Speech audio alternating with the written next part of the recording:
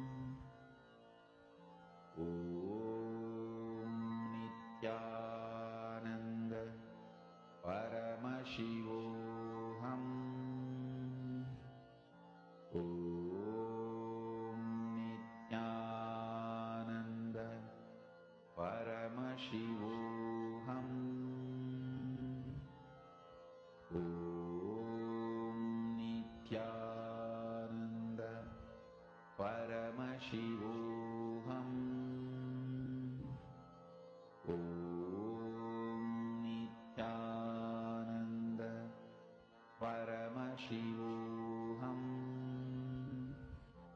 Om Nithyananda Paramashivoham.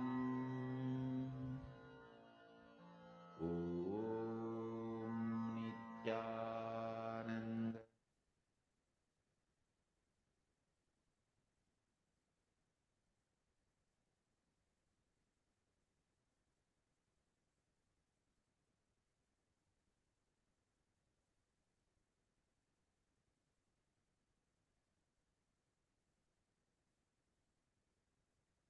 Apologies for the technical glitch. I hope all of you are able to hear us now.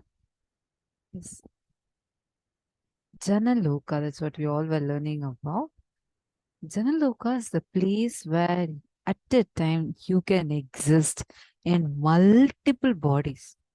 You experience oneness as your super reality.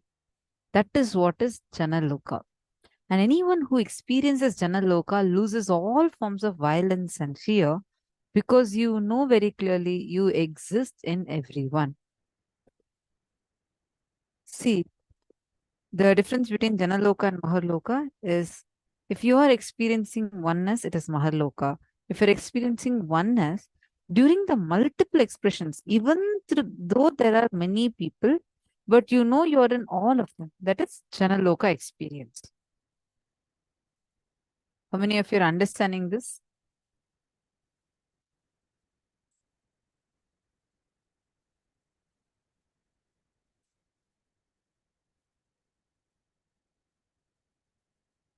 Janaloka is a space where absolutely no conflict, no protest, no fight. A conscious decision,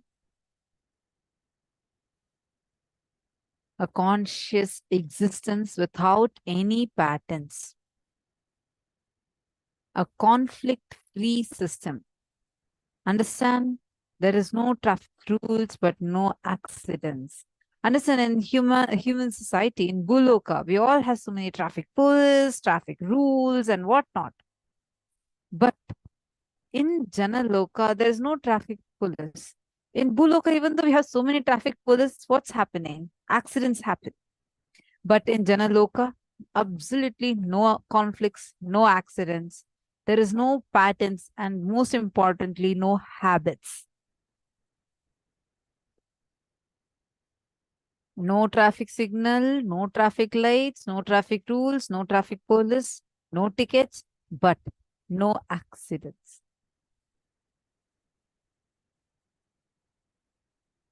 Can you imagine a workplace, a teamly, a family, such consciousness-centric lifestyle? That is literally Janaloka lifestyle. Maharloka is the abode of Marichi and such other eminent sages. It is above the Swargaloka and raising about the height of 2 crores of yojanas. And above this Maharloka is this Janaloka, where the Pitrus and sages such as Janu and other beings are living. And it is in the height of 8 crores of yojanas. The Tapoloka that we learned about yesterday is above this Janaloka. Now, what are the tips? Like, what can you do for you to experience this space of Janaloka? There are few recommendations. One meal a day lifestyle, and bring oneness as a scale for everything. Oneness as your core strategy, knowing clearly what you feel as good, bad, right, same way people all feel. If you want attention, people too want attention. If you want to be loved, people also want to be loved. If you want to be celebrated, people also want to be celebrated. The kind of a vibe you attract your tribes around you in multiple levels as per your personal understanding, as a strategy to relate with others, as a strategy to relate with God, as a strategy to relate to ultimate. Use oneness. Use oneness as a strategy. I just wanted to check how many of you are understanding this so far. Actually, now what Swamiji is explaining was a really a powerful explanation and understanding that Swamiji is giving us, because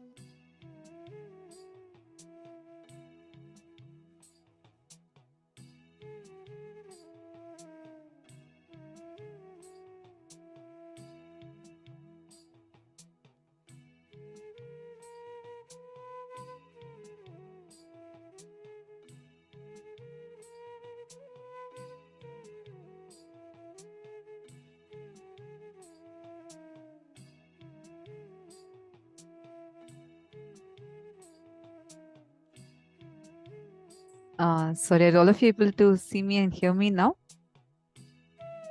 If you're able to see me and hear me now, please let me know. Okay, wonderful. Thank you. See, really beautiful session this was. One of the most important things is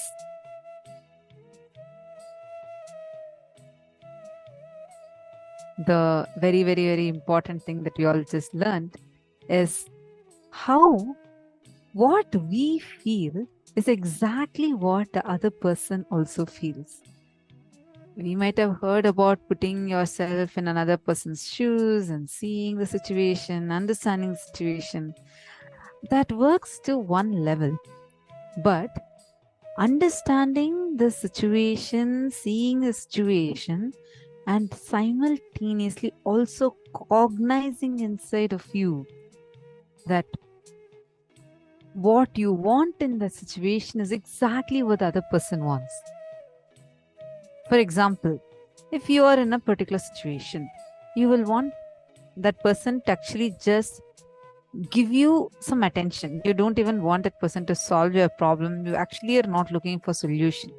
You just want that person to give you some listening. Then be very clear that's exactly what that other person also wants.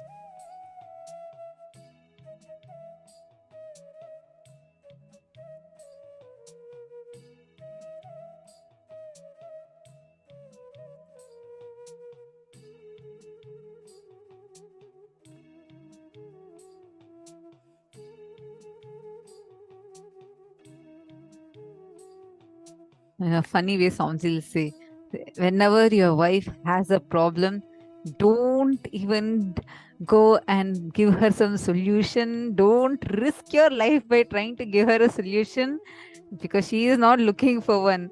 You just need to give her listening. Oh, why I see all females laughing like that? Just kidding. See, understand, because at that time, Swamiji will say, she just wants you to listen. When you listen, you will know in few minutes, she herself will give solutions to all her problems. See, many times you try from what you want to tell the other person. You try to say, okay, why this person is like this? Why that person is like that? This is how we talk. But Swamiji is giving us a phenomenal tip over here, like a powerful click, tip, cognition, suggestion, whatever we want to call it as. Swamiji is saying that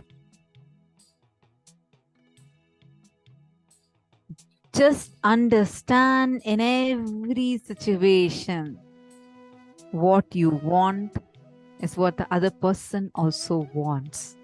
This will change the way you relate with life. This will bring tremendous oneness in your life. Because usually we say, okay, I'll give you a simple example.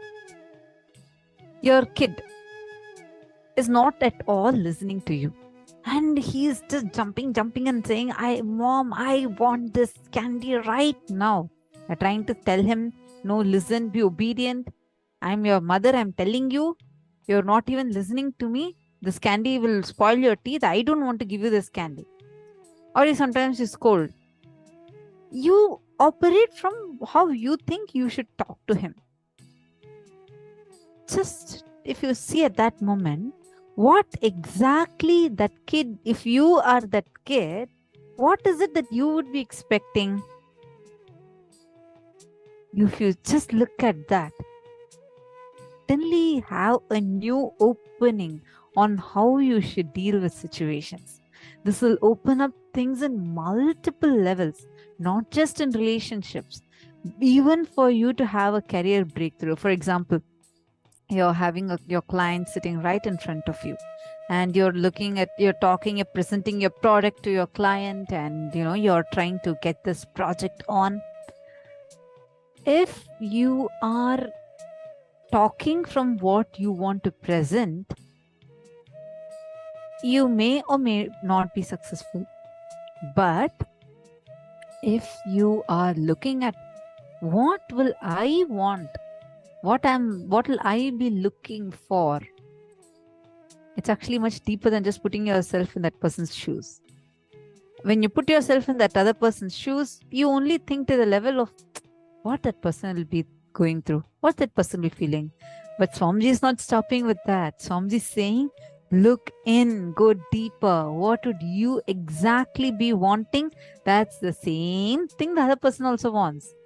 If someone is being cunning with you, be very clear. That is how you are operating with life in some other aspect. Life is a huge mirror. It's just going on, reflecting. This is a good news for us because you have the ability to change it. You have the power, ability, possibility, strength to change it. You just need a decision. If you just understand, you will take this as an opportunity to be able to look in. Why? Why am I reflecting something like this in my life?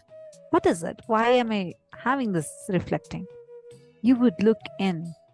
You would start seeing inside of you, why are you manifesting life in a certain manner, in a certain fashion? How many of you are clicking with this so far? Are all of you understanding?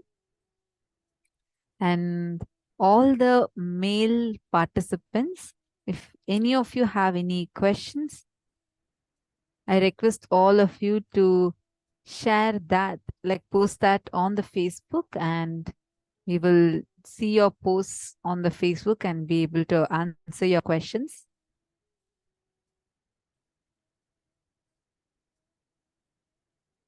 You can go to the Paramashivoham Facebook group and post it there.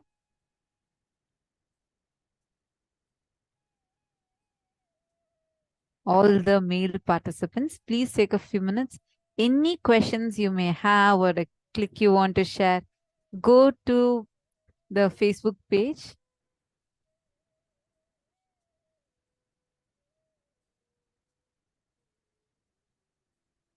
The Paramashivoham Facebook group that is there, and you can post it there. I'm just seeing, waiting for all of you to post your questions. The male participants, if any of you have any questions, you can go here and post it.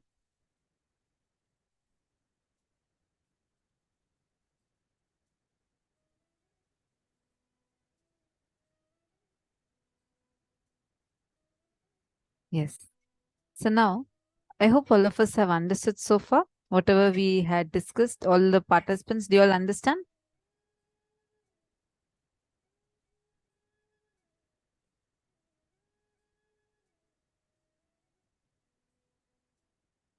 Ma Geeta Devi is saying, just now I was thinking to share this exact problem with you, Ma, and you're giving that as example. Ma Geeta Devi, that is also oneness. See, you communicated it to me with oneness. See, in every situation, everywhere, we are, if we just look at it from this one perspective, look just from this one cognition, you'll have tremendous powerfulness in you. And after that, no one will be able to put you down. No one will be able to break you and say nothing. All right. Now, let's. Okay, Madonna is asking, does one meal mean eating solid food once, but I can still drink juice or other liquid throughout the day? Yes. Madonna, that is right.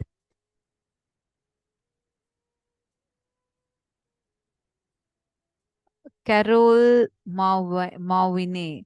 Nithyanandam, lovely to have you here. You're saying this is the first time you're here. Could you please come on camera? Carol, I am sorry. I hope I got your name right. I apologize if I did not pronounce it rightly. Can I request you to please come on camera? Carol. Where are you from?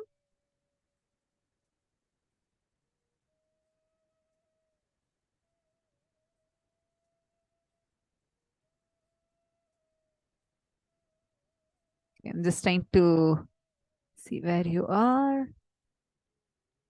Okay, lovely to have you here. Nice to see you.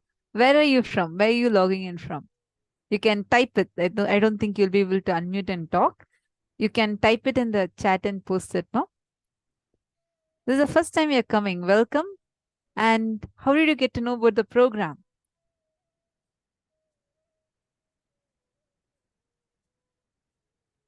Pennsylvania, USA. Great. Lovely to have you here. And from now, you just start listening. If you have any questions, feel free to ask. Now we just finished our first session before this yoga got over, and we just finished our very first session of the day. Going forward, whatever sessions are there, you could sit and listen to that. And once done tonight, you will be receiving an email. Someone from Simon from Facebook sent me messages and sent me to the group. That's lovely and really lovely to have you here. You would have a wonderful, great day ahead.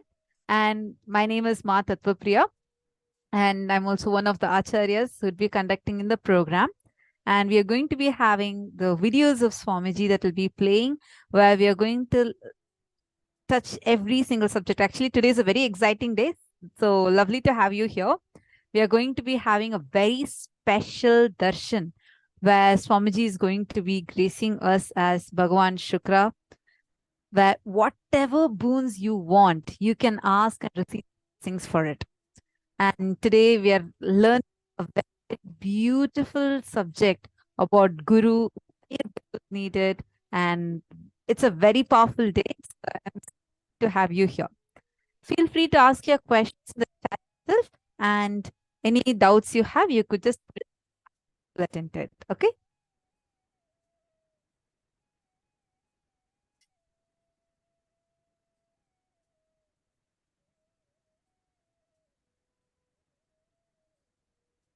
Ma Kalyan is asking the reflection. how do we complete a past incident and how do we Nityananda Ma Kalyani, nice to see you here. Ma Kalyani, see, understand, I'll give you a simple example. See, what you are carrying in you is what is as life outside of you. In multiple situations, you just need to analyze it, you will be able to catch it. How many times have you seen the same type situations keep getting repeated again and again and again? Like you will see, there's like a certain type of situation keeps the same problem. You find the same solution and you're stuck with the same problem. How many times are you able to relate with what I'm saying? Have you seen this happening? Like this is, you may try attending to once, like for example, let's say that you or all that time somehow you really want to avoid conflicts, but you keep getting into conflict with your friend. And then you said, okay, come on, I'm good. Now that was in your college, and then you moved on to your, you got married, and then you thought, okay, now I'm no more with that friend. Probably I won't get into conflict. But then you're seeing the same your husband, and you feel the insight. What might be different, but it's the same. And you wonder, hey, why is it repeating again and again? The reason is because what is inside reflect. If I have a wound on my and if my forehead is bleeding, I go of the mirror.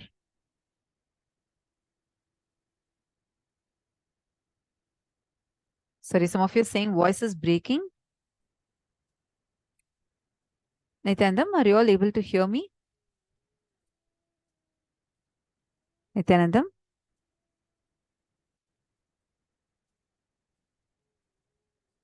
Sir, is this better?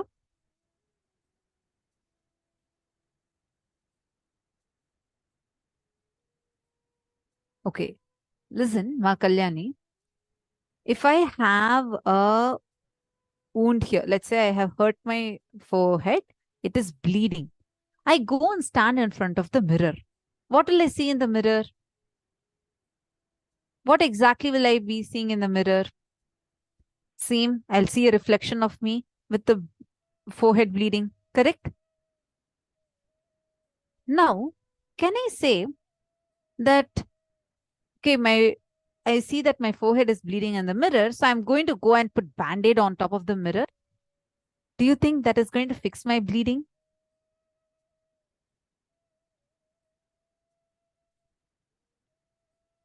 No, right? Because putting the Band-Aid on the wrist is not going to solve the problem. I need to attend. Where do I need to put Band-Aid? Here. Your problems are also like this. I'm trying to attend it on the mirror. You need to look in. It is getting reflected. You're asking, then how do I do completion? This is you actually to do the completion, because now you know your problem, the why the issues happen. If my kid is not listening, Kalyani is having some issue inside her.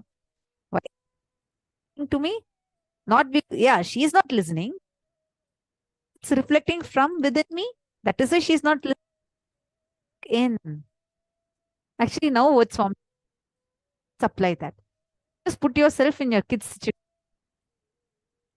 My daughter, somehow this at all you keep thinking. But then now change it. What exactly will I be expecting if I am? What exactly will I want? Once. So how you dealt with you, a kid, or whatever, when you wanted the same thing, this is the best strategy. This is being a strategy of your existence. You will clearly know what the other person wants, be able to talk into that person's listening, and beautiful relationship with each one. Yeah.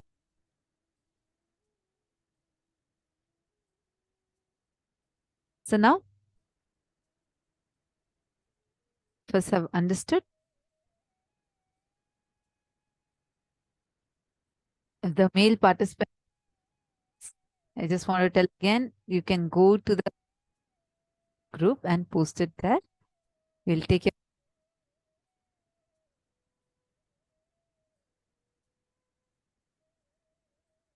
as a gift.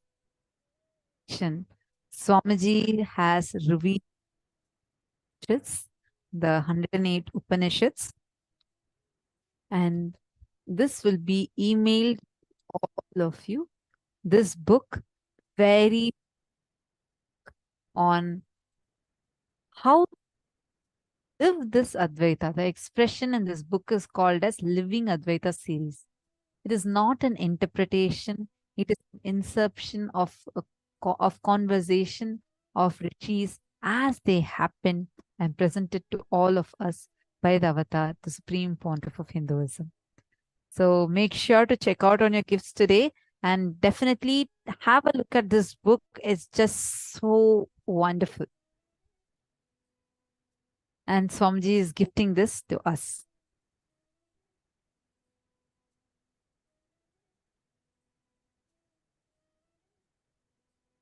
Let's all enter into the power manifestation session. We're going to be having Manitya Shambhavananda conducting the power manifestation session for us. All the participants that are new, like a completely, just wait till today's initiation, and we are going to be having the initiation into third eye and initiation into the power manifestation. After that, you'll be able to manifest powers. Ma Carol, you got that, Ma? Right now, you just listen. This power manifestation, right now, you may not be able to do because it requires the initiation from Swamiji. Okay? You can just listen in this session. You can do all the exercises that we will be guiding for. Okay, now let's all enter into power manifestation session.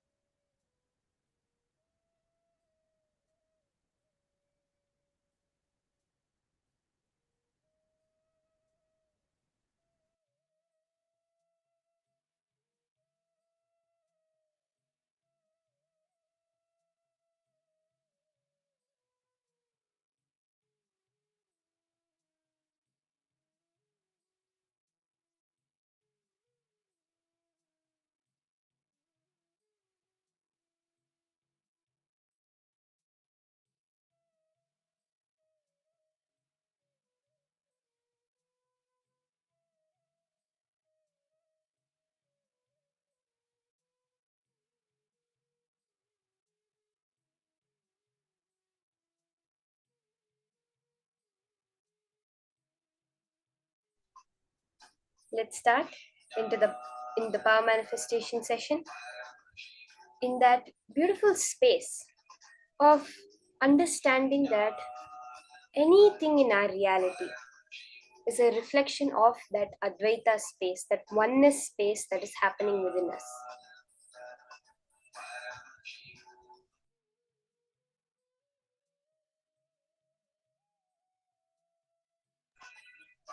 What this exactly means is Swamiji says Advaita, oneness is a Satya, it's a truth. It's not dependent on your cognition or anything. Even when you're in the most lowest space of existence, you are living that oneness, that Advaita. How? What are the practical implications of this that Swamiji gives? when you are holding a certain inner space, a certain identity about yourself, a certain perception of life, then you attract those kinds of people and those kinds of situations in your life. Now, for example, you are holding up to yourself. What you perceive as your identity is that, let's see how I can escape from all these situations happening around me. Let me see how I can cheat and get the most out of life. Then you will see that you will attract those kinds of people around you. Like how we heard from Swamiji. When you are holding the space of let me enrich, then you find people around you who will only enrich you. Exactly what you want is what the people around you want. Because you are in the space of oneness. If you are holding a cunning mindset, you will be in the space of oneness, manifest people around you with the cunning mindset. If you are in a liberating mindset, then the people around you, the oneness that you manifest will be the liberating mindset. This is the understanding, the practical implications of this truth of oneness that Swamiji has given us. So let's start with the power manifestation session. When you are holding the space that I am Paramashiva, everything in life will respond to you as Paramashiva. That way, when you just keep in your inner space that I am Paramashiva, I am Swamiji, there's nothing else existing in this universe. How? When we take all our sensory perception, see whatever we are experiencing as life, we're experiencing it right now only through the 5 senses and the 6th sense of the mind. So we have our brain. How does it happen? Let's take the example of sight, through which is one of the most main senses. You have the light which enters the eyes. It passes through the optic nerve to the back of the brain and creates an image. Electrical signals are given to that part of the brain, which you are able to perceive it as an image. Same as with touch, with smell, with hearing, with every sense of your body. It is the same thing. It is only electrical signals in your brain. So you have no direct contact with the real world. There is no way that you are actually being able to relate with the world. There is only your brain's interpretation of certain electrical signals that you can see as your world. But then, what is experiencing? Is the brain experiencing? But then if you see it that way, even the brain is matter. If you take your brain and keep it in front of you, you're only going to be seeing your brain or touching your brain, or else perceiving the brain through the mind. So it still remains as not real. But what is it that's experiencing? The only thing that's real, that is the existential reality, existential experience, is your Atma, your soul, the Paramashivatva within you. That who is it that is seeing? That is the most fundamental question. When you look at that, then you're able to very clearly understand why is it that this world is not real. There is you who is putting some certain understanding, some certain images. You are posting it, you're projecting it on the space dimension of the cosmos, on that Paramashiva who is the base material for the entire cosmos. You're just projecting it. It's like a light projection.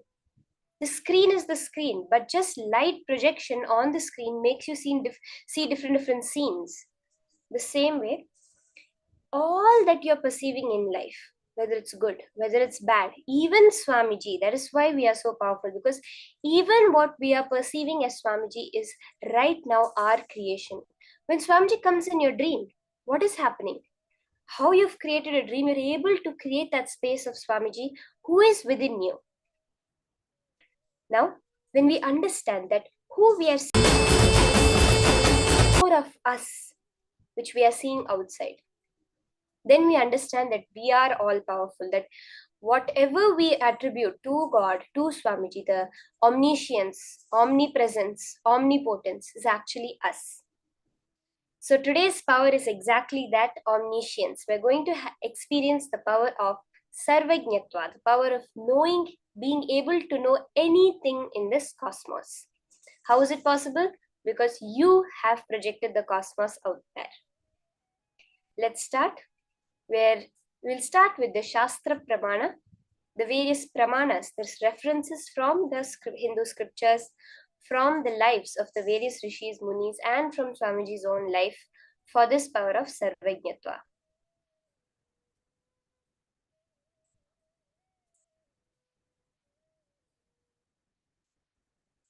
The Shastra Pramana for this power is from the Sarvajñanottara Agama, verse 15. It says, Evamekatmabhavena samsthitasya tu yoginaha sarvajñatvam pravarteta vikalparahitasya tu. Bhagavan Paramashiva says, within such a yogi who establishes himself in absolute non-dual oneness with Lord Shiva and who keeps himself free from all sorts of differentiating notions, the exalted superpower of all-knowing, Sarvajñatva, gets unfolded in all its fullness. When you keep yourself in that non-dual oneness, in that space of Janaloka from which all power manifestation happens, understanding the whole world is your creation. Because there is no world out there. If you actually dig, even assuming in the beginning that physical matter exists, when you dig to the source of it, to the depth of it, there cannot be such a thing as a physical matter that you're perceiving. It is a pure projection of pure creation of your own self. The Apta Pramana for this power is from the life of Chaitanya Mahaprabhu, who was born in 1472. From an early age, he was a very intelligent boy, and everyone would just melt for his words. With no formal training, he would just chant any mantra, whether on Sri Krishna, Shiva, Muruga, he would just know it all. At the age of 16, he started a Gurukulam to teach people and children. After his father's death, when he took the ashes to Gaya, there he met his guru Ishwarapuri. He learns the many sciences of Hinduism and when he goes back to his place, all the people start following him. He gets sannyas from Keshava Bharati, traveling around India spreading the science of achieving Krishna consciousness. Finally, in 1524, he attains Mahasamadhi. There's a very beautiful incident from the life of Chaitanya Mahaprabhu, where when he was very young, a Pandit named Keshava from Kashmir came to have a debate with the people of the place where Chaitanya Mahaprabhu was living at that time, which was known as a very deep learning center for the logical school of thought, the Nyaya school of thought. So when he comes there, he wants to debate with the people over there. All the people, all the Pandits, all the scholars of that area say that let's make Nimai debate with him. Nimai was Chaitanya Mahaprabhu's Purvashram name before sannyas, the name that he had. So they say, let's make Nimai debate with him. The Nimai is, that time Nimai, Chaitanya Mahaprabhu was the most youngest person in that whole area who was into this, into the youngest scholar in that area. So they say he's more than enough for this Keshava. But what happens is the date of the debate is set, and the day before the debate was supposed to happen, Chaitanya Mahaprabhu happens to meet Keshava on the banks of Ganga. So when Keshava heard that this is the Nimai who he's supposed to debate, such a young guy, to prove himself, to scare him off, he chants spontaneously 100 verses on Mother Ganga. But when just by listening to it once, Chaitanya Mahaprabhu was able to repeat the whole thing and point out grammatical, experiential, and various mistakes in the understanding that Keshava had and in the verses that Keshava chanted. When Chaitanya Mahaprabhu was asked him to explain the 64th verse, Keshava was not able to counter Chaitanya Mahaprabhu's experiential arguments. So when realizing this, Keshava fell at Chaitanya Mahaprabhu's feet, and that night Saraswati herself comes to Keshava's dream and tells him to ask for forgiveness from Chaitanya as he is Krishna himself in the human form. It's a beautiful Apta Pramana for the power of Sarvajñatva.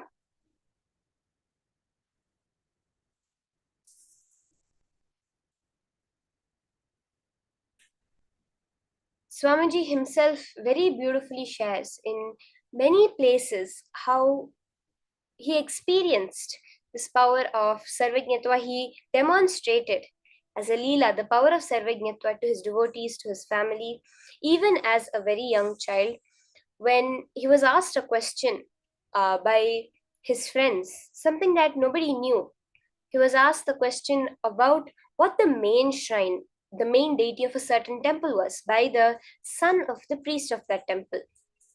So that temple was very famous for its Muruga shrine, for its Muruga temple. And for all the Muruga festivals, people would go there.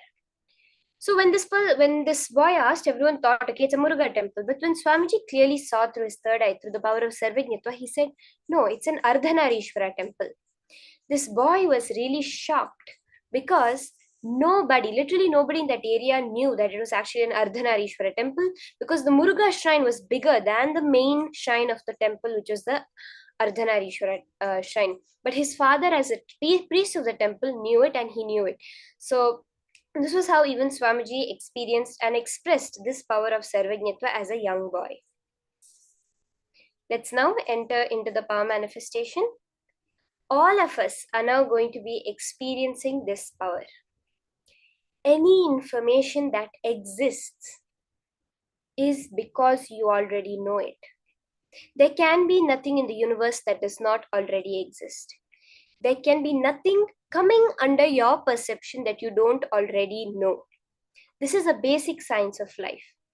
Scientific studies have very clearly proven that your brain knows what is going to happen 5 to 7 seconds before it actually happens. They have done very precise experiments on people, very precise studies, which very clearly prove that your brain knows what is going to happen 5 to 7 seconds in advance. Understanding that? So when if a question has come in front of you to which you don't know the answer, which you think you don't know the answer, that is not possible. You know the answer, and therefore you have projected the answer to the question outside you. So let's do this power manifestation. Understand you are Swamiji. When you are seeing Swamiji in your outer world, it means you have brought that component of you, that intense seeking of you that's constantly raising yourself to the higher level, has brought Swamiji over there. There was a very great master, Nisargadatta, who within just a few months from being a common beedi seller on the streets became an enlightened master. He says, when his disciples ask, if the whole thing is Maya, if you don't have a mind, how are you here in front of us? He says, who said I am here? You have put me here, you have projected me here because you want to hear something. You are putting the words in my mouth, you are putting the form of me over here and making it come out so that you can hear it. When you are seeing Swamiji, you have that seeking of you to realize you has brought that part of you as Swamiji outside to make you realize the him within you. That's all it is. So let's start the power manifestation. Sit with your head, neck and spine in a straight line. We're going to be scanning in this first round some details of artifacts, some kind of artifact. You'll be scanning the details of that artifact. It can be right now the picture that's on your screen that you're all seeing. Scan what this is, where it's from, what it's made out of, from what age it is, when it was made, any details that are appearing in your third eye. Just scan it and reveal now.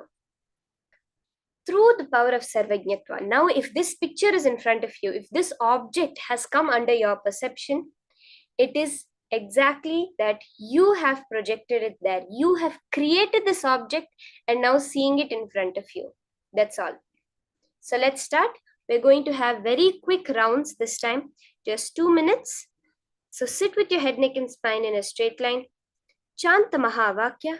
This will just create a breakthrough. Swamiji says that you don't need more than, it's just one thought for which the transformation happens. Power manifestation is just one thought. That's all. So we can have very quick rounds to catch that 5 to 7 second gap before our mind catches up, where your brain already knows the answer before it is projected. So let's start the manifestation. Sit with your head, neck, and spine in a straight line. Chant the Mahavakya and go on posting whatever you're seeing through your third eye.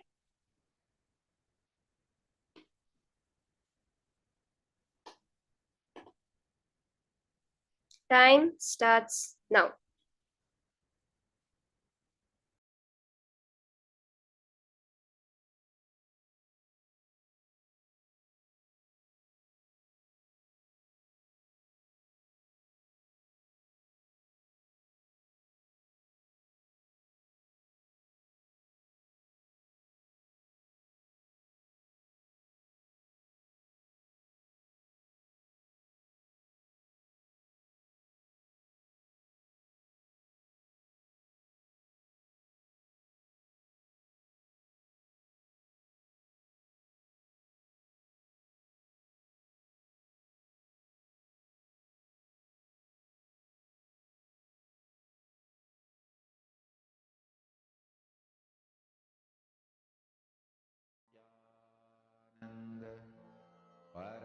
Paramashivoham.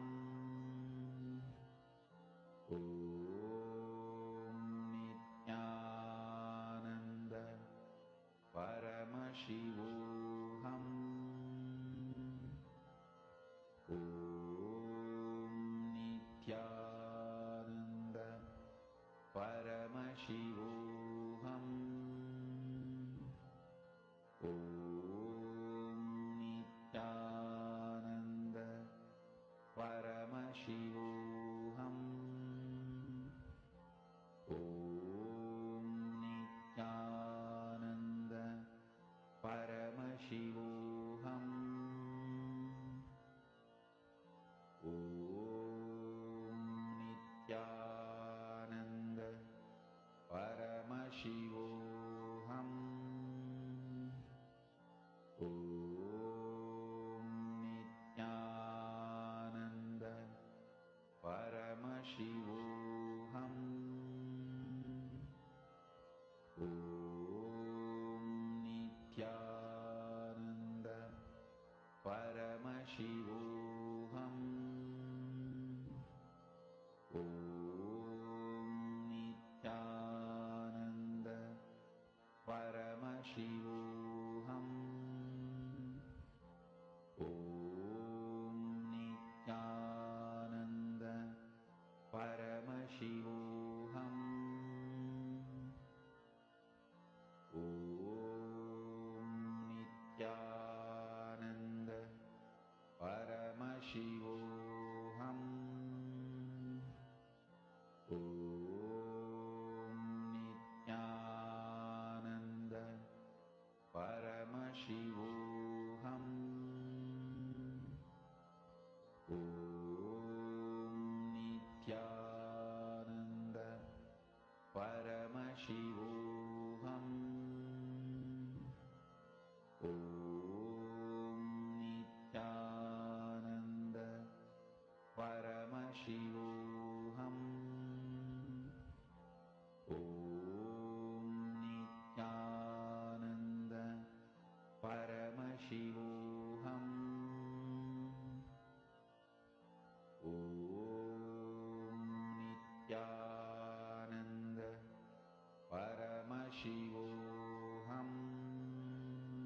Om Nithyananda Paramashivoham.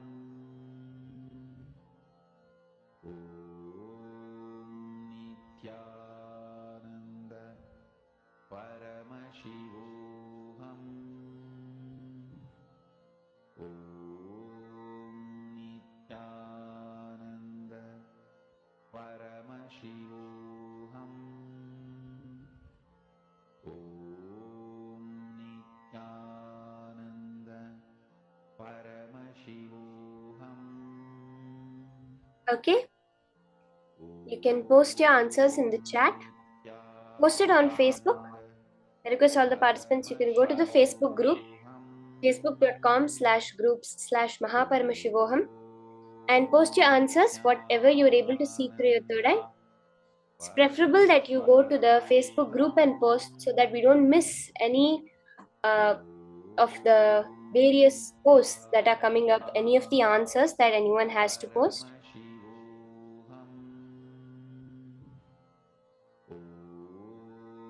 Let's quickly finish this round posting all our whatever we are able to see through our third eye, whatever our third eye showed us, for the details, the place, the make, whatever you're able to see, what this object was used for, where it's from, how big it is, everything. Please go to the Facebook group, facebook.com/group/Mahaparamashivoham, and post your answers.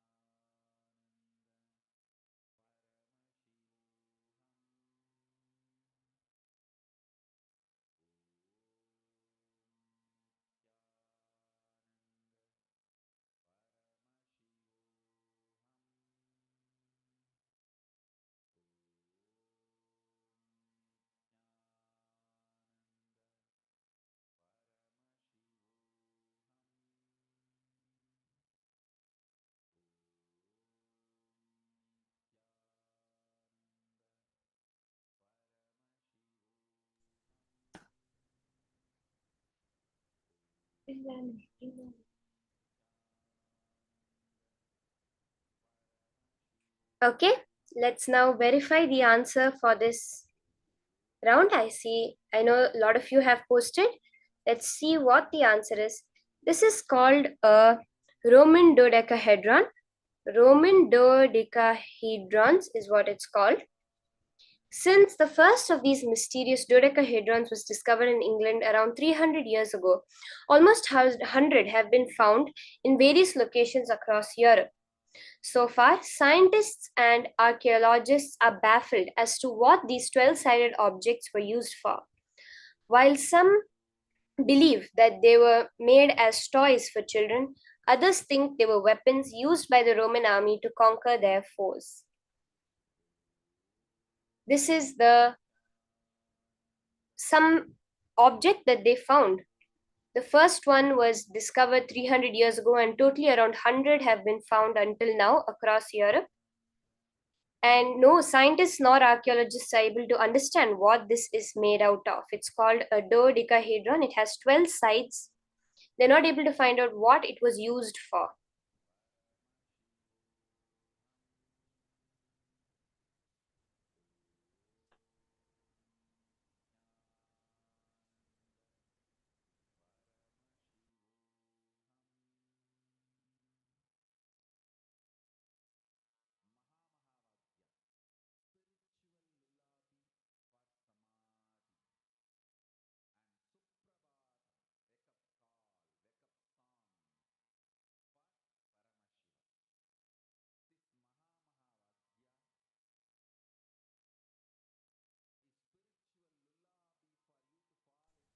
So this is the next object that we are scanning.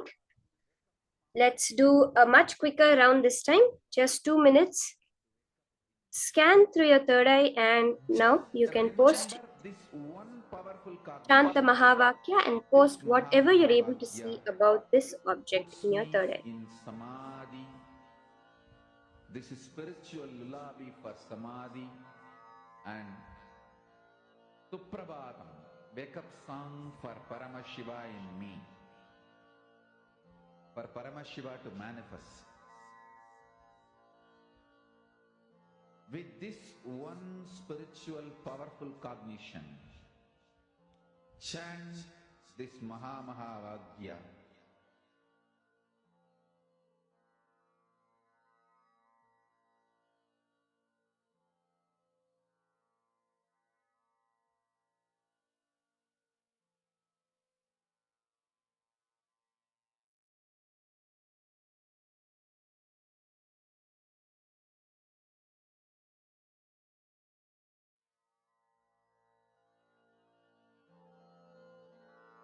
Mahavagya, spiritual lullaby for Samadhi, and Suprabhatam, wake up call, wake up song for Paramashiva, for Paramashiva to manifest.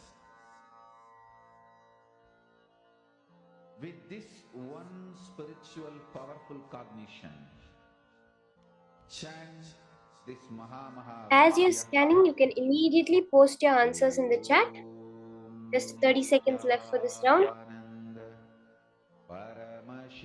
Ma Jessica, Ma Swatantra, Ma Amsakala, Ma Stephanie, Ma Christine, all of you can post whatever you're seeing through your third eye. Ma Rajamma, Munusami, Ma Amrita Vandini, Ma Nivedita, all of you can just post. Immediately, whatever is appearing in your third eye, you can just post it in the chat. Then we can verify. Okay, our time is up. Let's all post our answers. What did we see through our third eye in the chat? Ma Vigneshwari, Ma Pratipha. Okay, Ma Amsakala has scanned and posted. Ma Amsakala is saying used to rotate.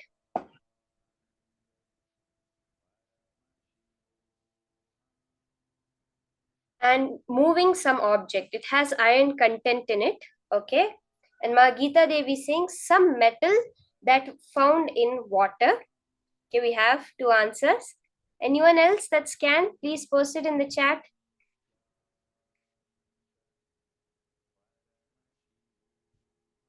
Ma Christine is saying that she saw a door, something to do with water. From a Roman water system, Ma Susan.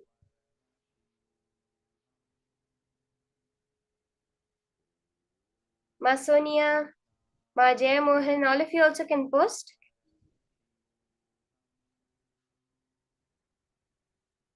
Okay, let's now see what the answer to this question is. What that wheel, that whatever the image we just saw on screen, what exactly is it?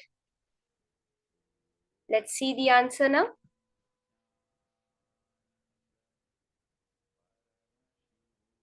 If there's anyone else who is still scanning, you can quickly post your answers in the chat.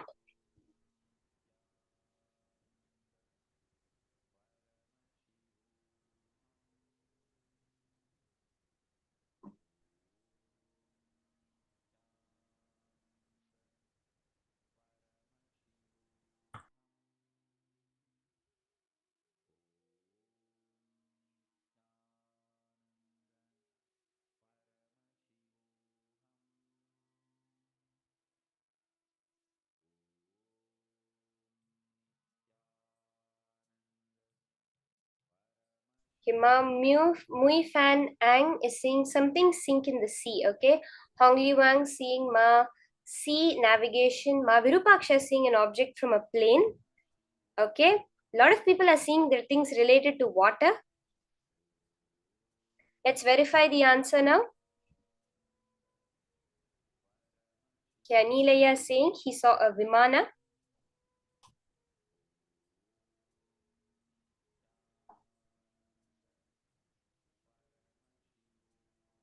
You can see the answer. What was this object that was just now projected?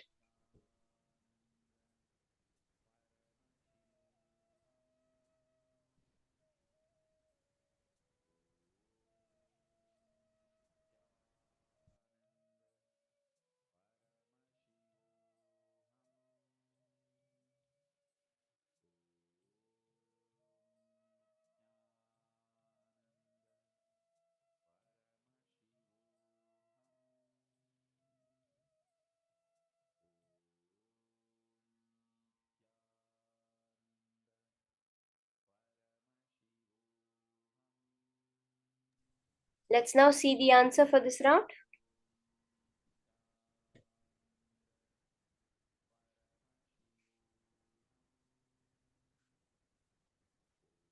So this is a Antikythera mechanism in the Archaeological Museum of Athens. It's an ancient analog computer. It was recovered in the 1900s from the wreck of a Roman cargo ship. So many of you saw from which sea navigation, something sunk in the sea. So many people have seen this. That's beautiful. It was recovered from the wreck of a Roman cargo ship that sank near the Greek island of Antikythera. And the Antikythera mechanism might possibly be the world's earliest known analog computer, estimated to have been built in the late 2nd century BCE. It was probably used to track the paths of the sun, moon, and planets.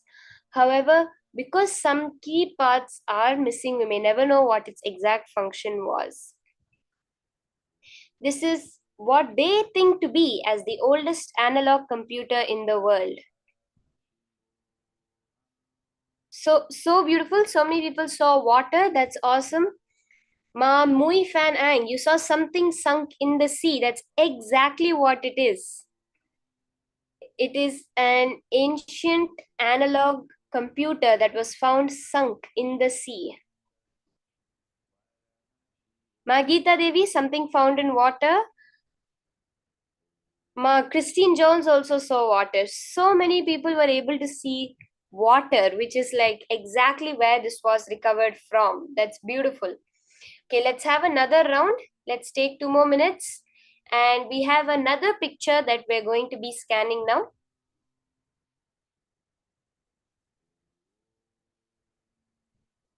See, the minute that this has come under your attention, the minute you have seen this picture, that means you already know it and you have projected it out there. We have the next picture being shown. I request all of you, you can start the scanning process. We'll have a quick 2-minute round. Whatever you're able to see in your third eye, you can immediately start posting in the chat.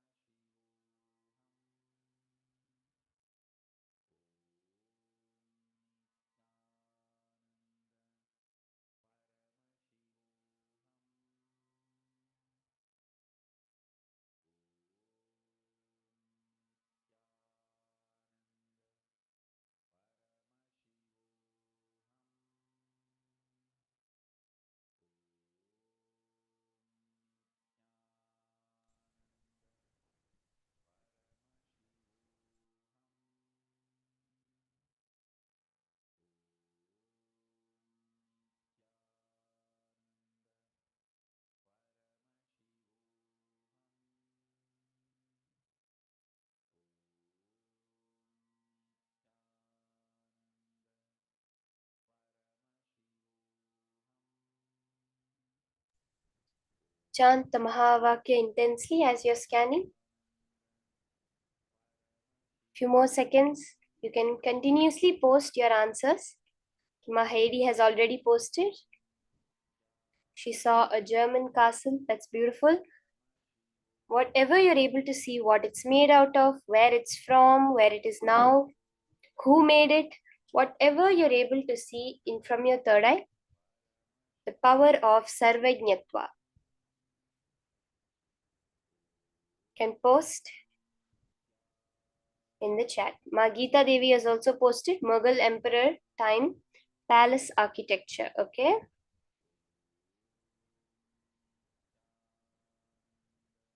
Okay. Let's have anyone else. Well, let's verify this round now. Okay, Ma Diana is seeing it's in a church or a cathedral. Keep going. Anyone else? Palace, Versailles. Okay. Ma Susan. Ma Christine is posting decoration from old building, wall decoration. Okay.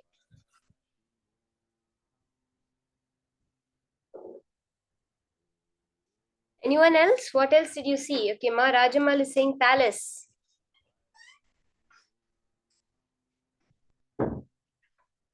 Ma Amsakala, placed in a palace, wooden architecture covered in a shining material.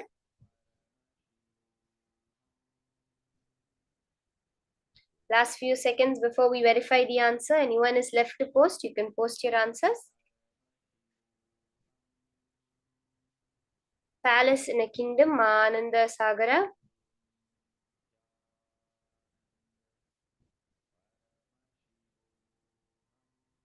Okay, let's now see the answer. What is this particular image that's being shown? This is, okay, Anilaya has posted architecture in Egypt. The amber room's splendor is the stuff of legends, created by the Prussian King Friedrich I in the early 1700s. It remained part of the Berlin City Palace. Okay, Germany. I think someone had posted Germany. Exactly, Mark. In the Berlin City Palace until 1716, when it was given as a gift by the new king Friedrich Wilhelm I to his ally Tsar Peter the Great of Russia. Amber Room was so mesmerizingly beautiful that at its time it was considered the eighth wonder of the world. After the renovations and modifications required to fit it in its new home at the Imperial Palace in Tsarskoye Salo near St. Petersburg, Russia, the room covered about 180 square feet and contained a staggering 6 tons of amber, 6 tons of amber, and other semi-precious stones, with the amber panels being backed with gold leaf. The original, which was estimated to be worth around 150 million in today's money, was dismantled by the Nazis during World War II and subsequently lost in the chaos of the conflict. A reconstruction started in 1979 and completed in 2003, which cost only 11 million, can be currently seen at the Tsarskoye Selo. Yes, Mananda Sagara saw Germany. So beautiful. Many people were able to see some people saw it was in a palace, which is exactly, it was part of the Berlin City Palace where it was first created. Shining material, amber, it's fully made out of amber. It's called the Amber Room, which contains 6 tons of amber and other semi-precious stones. Also, it has gold. It's backed by gold leaf.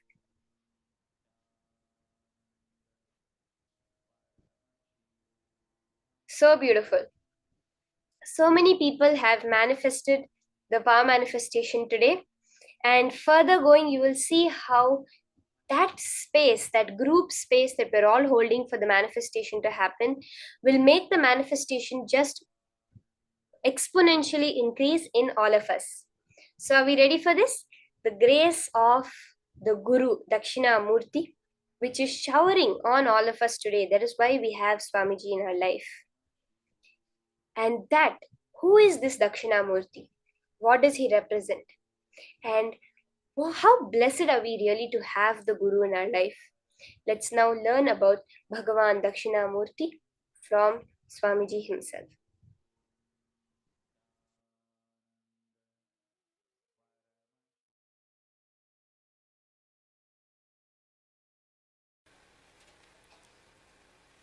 Today I'll share only one story from Shiva Purana.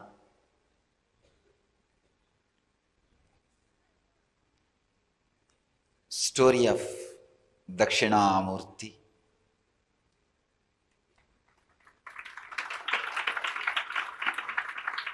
Shiva appearing as the ultimate master on the planet Earth.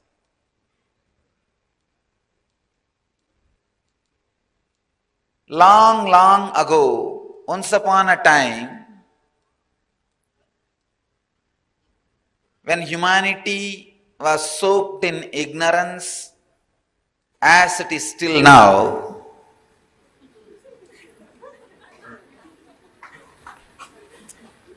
there were a group of people who were very successful in whatever they want to do through different powers. They had almost all powers. Anything they want, they can make it happen. These group of great intellectuals in Chennai,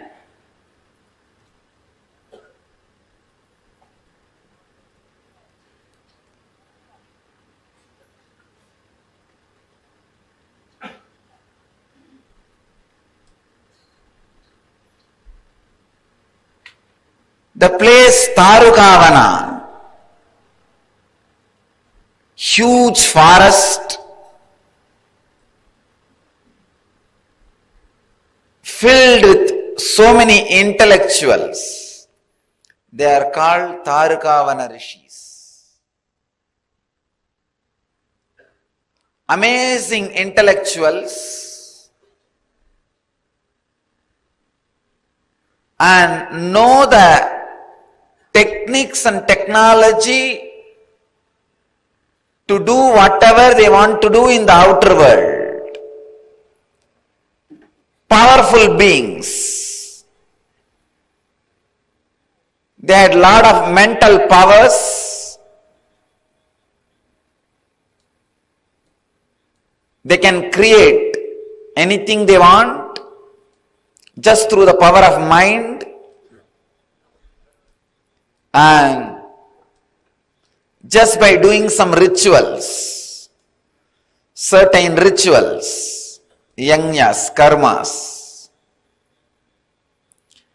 One of the biggest problem happens when you get these extraordinary powers. When things go smoothly in your life, you start thinking you are everything, or there is nothing higher than you. These Tarugavana rishis, some of the great intellectuals, because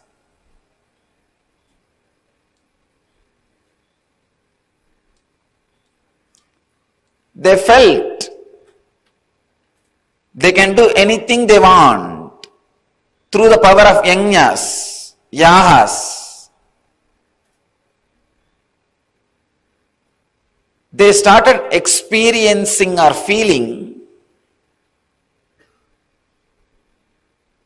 the subtlest problem of life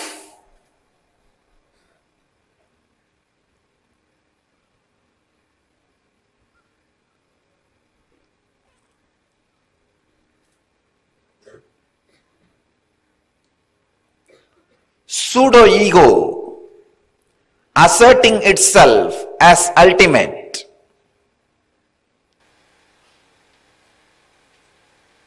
The foolishness of the intellect or arrogance of this atheism has gone to the extreme,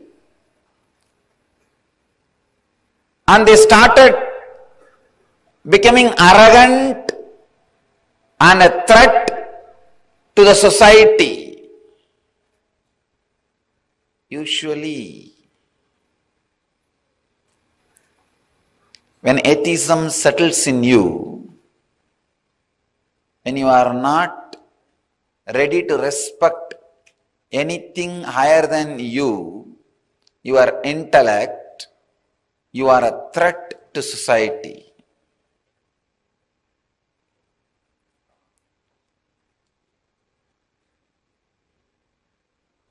Mahadeva, Sadashiva has to do his job of protecting humanity. He has to teach a lesson to these intellectuals and protect the humanity from them and protect them also from themselves. So, silently, Shiva lands in the Tarugavana as a handsome young man.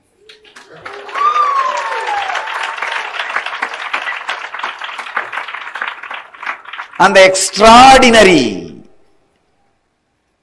glow and the energy which is beyond skin, the extraordinary radiance, tejas, beyond the skin color, extraordinary attraction beyond the size of the body, he manifested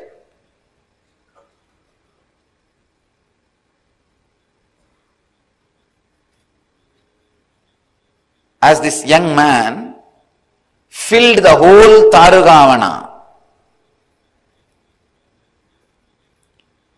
And he went round the Tarugavana in the name of begging to collect food. His Parivrajaka Yatra.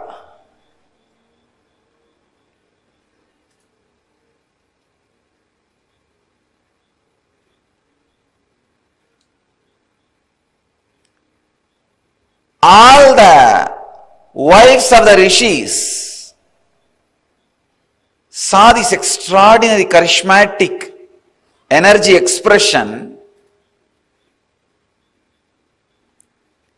Fortunately, they were not bitten by the snake intellect.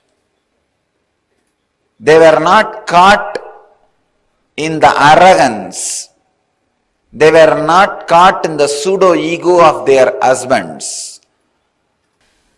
So with these Tarugavana intellectuals, rishis, they were really doing something wrong.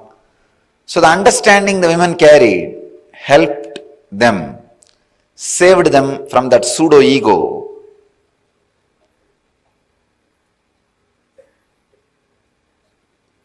They saw this young man, ascetic, a sadhu, walking in the streets, asking for alms. Not only they gave food, they just lost themselves in his presence and glory.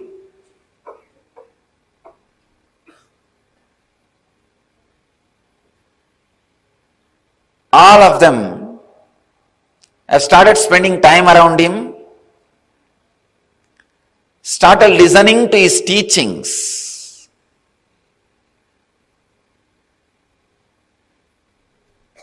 Imbibing those ideas.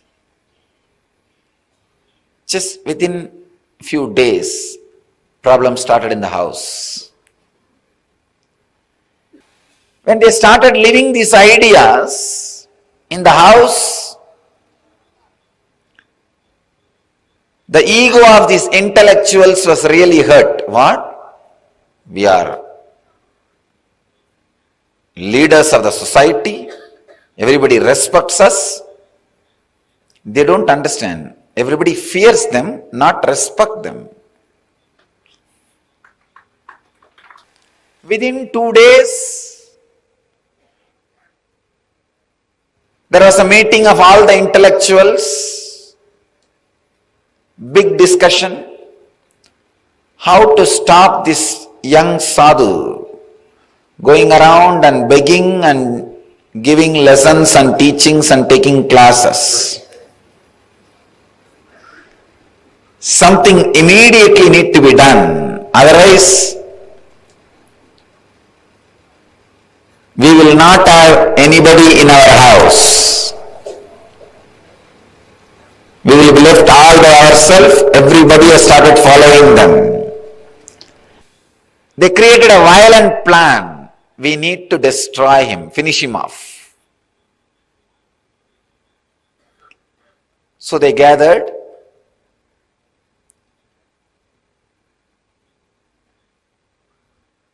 Started spreading waves.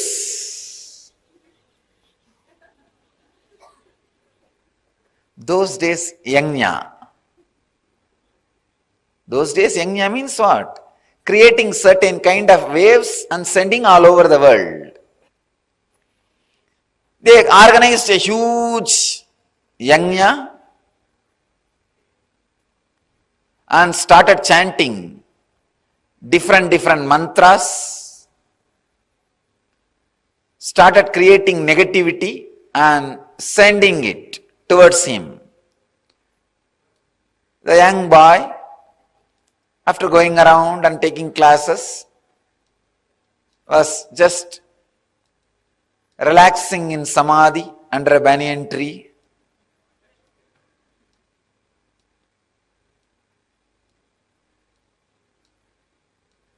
First, those intellectuals created a damaru, which was creating an intense sound. Just through sound, it was destroying anything which comes in its presence. Those intellectuals commanded the damaru, go and kill that man and come, kill that sadhu. Damaru came with all its speed. The young sadhu was sitting under the banyan tree.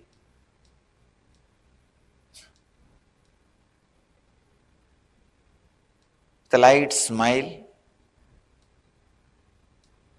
opened his eyes and saw what is coming. The damaru with all the vigor and power was trying to come near to destroy. All the young sadhu did, he just caught it and kept in his hand to play whenever he wants.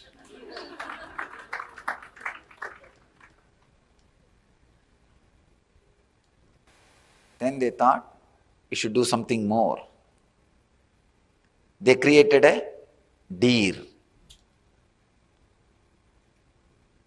and said, go and destroy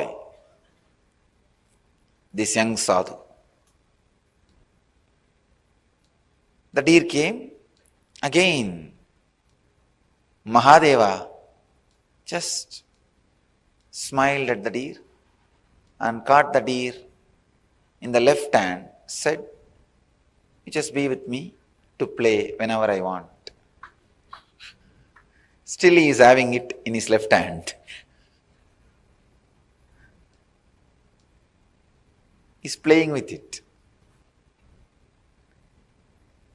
Then they created another huge weapon. It's called Maru.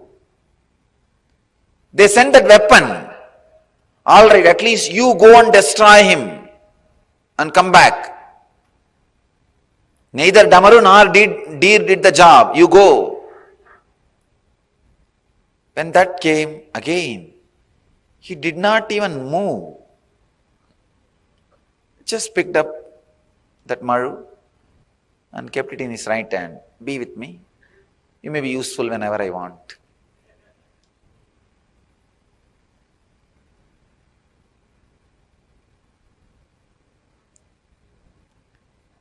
It's too much. Then they created a tiger out of that fire and sent. Mahadeva not only killed the tiger, took out that skin, started wearing it as dress.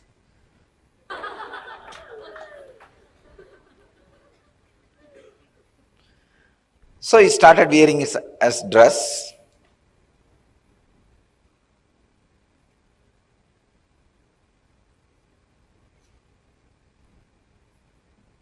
Then they created an elephant. Again, different energies.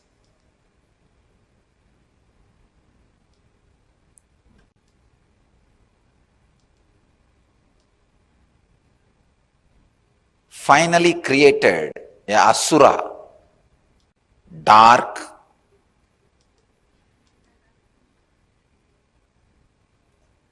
cunning, cruel, dumb.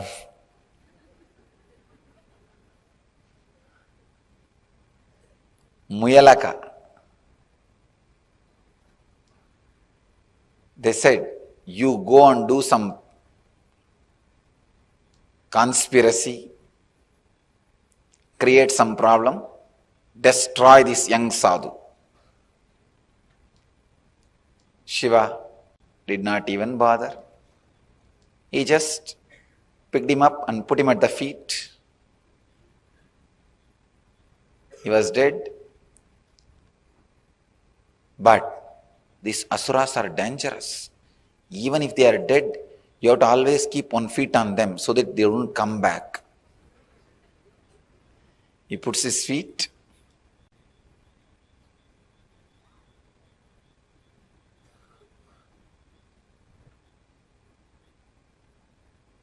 Realizing their utter failure,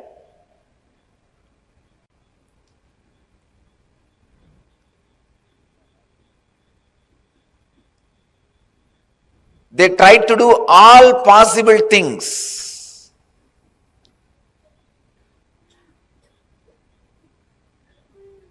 Sending different weapons in a different way and different negative energies. But nothing could hurt Mahadeva. Nothing could hurt that young sadhu. Everything goes and just surrenders itself at his feet. They were shocked, surprised, unable to understand what is going on, confused, completely disturbed. Mahadeva feels the deep compassion, it is time to to teach lesson to these fellows. All he does is sits in his intense silence.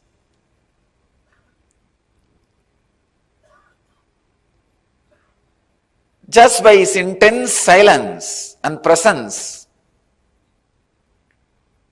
those rishis forgot all the extraordinary techniques and powers they had, the technology to create new weapons and new negative energies. So they decided, before we lose everything, let us do our final try. The very fire, Agni, in which they do the homa and create anything they want, that very fire they commanded, come on, it is time, you go and destroy him, or we will be destroyed.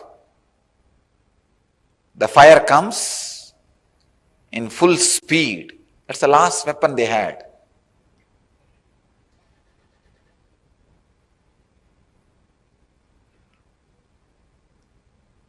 Shiva did not even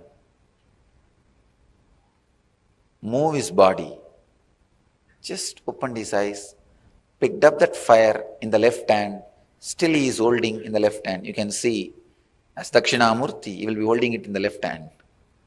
That is the fire. Now, these rishis lost practically everything, nothing is left.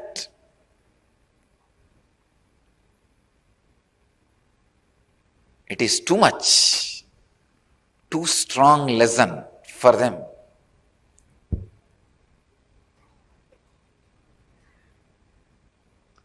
But even though they were thinking about this young sadhu to destroy him, but continuous thinking about him has brought some good things to them.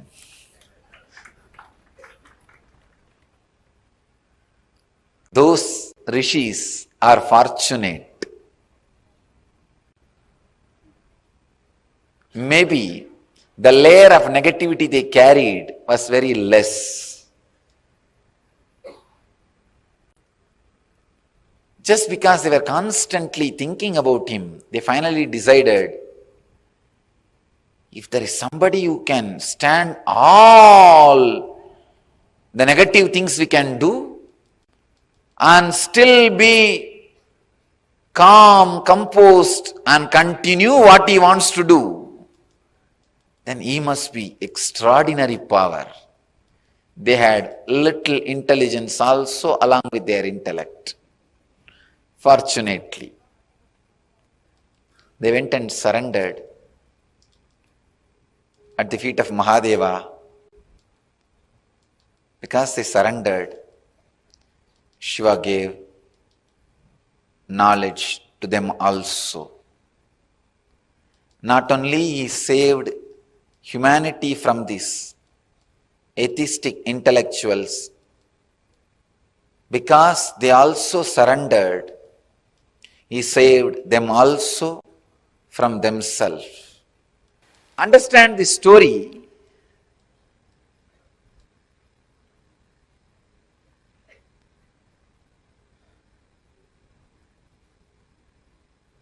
When Guru assumes the human body,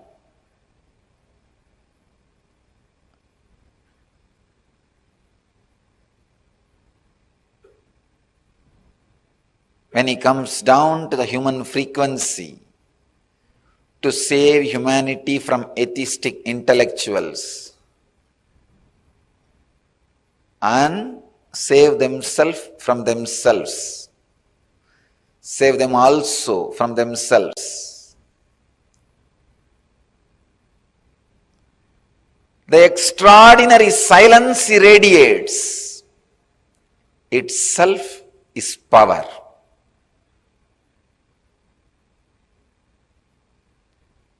in this whole story, Shiva did not fight even once. He never fought back. He was in silence. All he did is, whatever weapons were sent towards him, he used them nicely for himself. That's all. Kept the fire as a heater, had the damaru for playing, had the tiger skin as a dress, had the elephant skin as the blanket. Whatever negative energy was sent towards him, he beautifully used.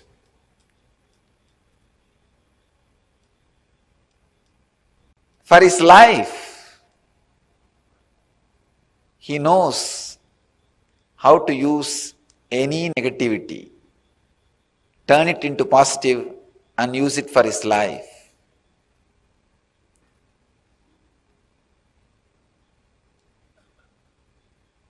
Because of his extraordinary energy and silence and the spiritual presence, any negativity comes, just dies down and starts supporting him in positive way.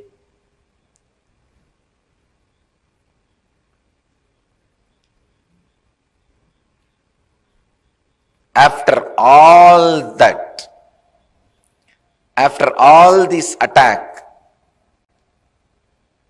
still he is sitting silently in the banyan tree, radiating his presence.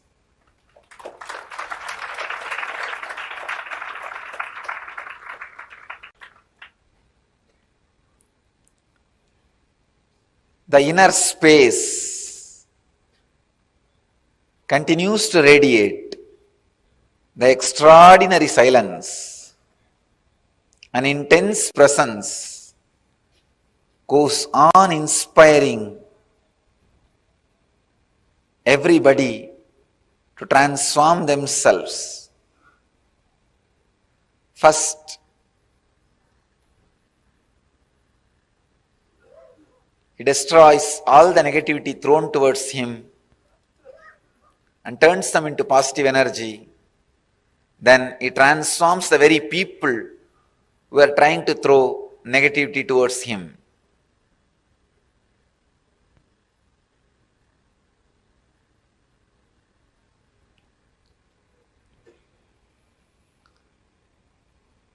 Remember, in each one of you, there is an inner space which is Dakshinamurti. Shiva happening in human body. Atma Guru, who goes on transforming any negativity thrown at you as positive. Any incident happening, life throws at you, understand, bring it to that space. It will turn that into positive. If life is throwing fire at you, bring it to the Dakshinamurti. He will turn that into positive. Anything brought to him turns positive.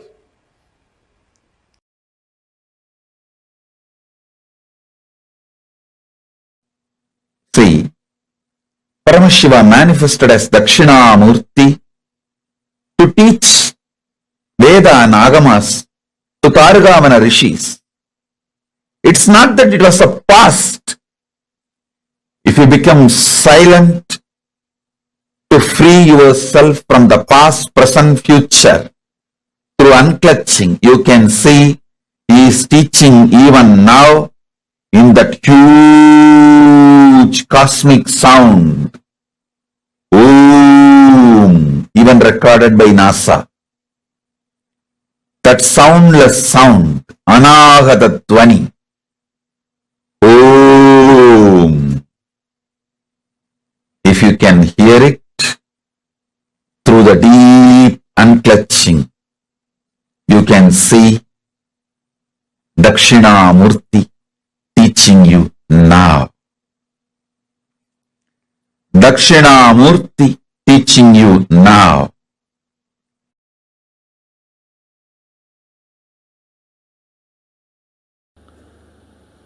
Then Mahadeva withdraws Adi Shakti into himself. He sits as Sadashiva and Adi Shakti together. That is what is Dakshinamurti form. That is why in all Rajeshwari temples there will not be Shiva. In all Dakshinamurti temples there will not be Devi. Because in Dakshinamurti form he is both. In Rajeshwari form he is both. When the male component is sucked into the female component, he is Rajeshwari. When the female component is sucked into the male component, he is Dakshinamurti. In no Dakshinamurti temple, there will be Devi.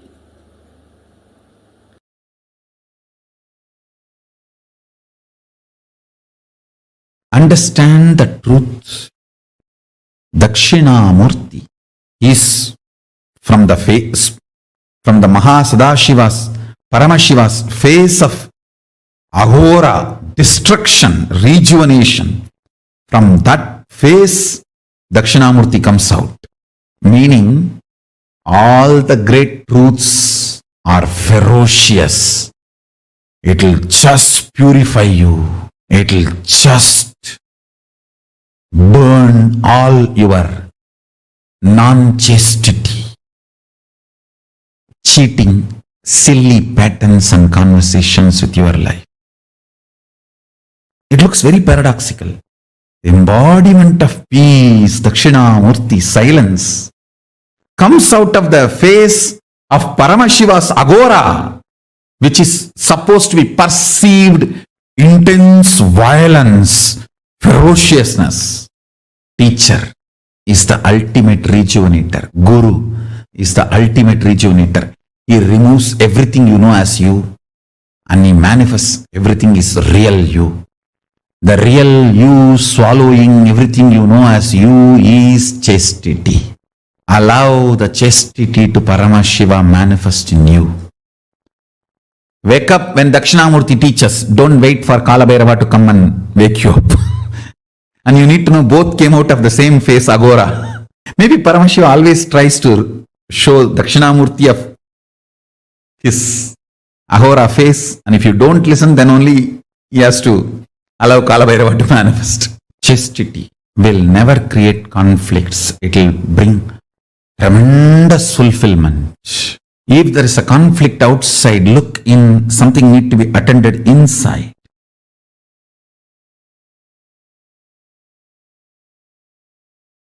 Ferociousness is a straight, intimate, raw, integrated way Guru deals you, handles you. If he has to strategize and present himself very sweetly to you, understand you do not have an integrated relationship with him. You have a strategic relationship. He will also be having a strategic relationship.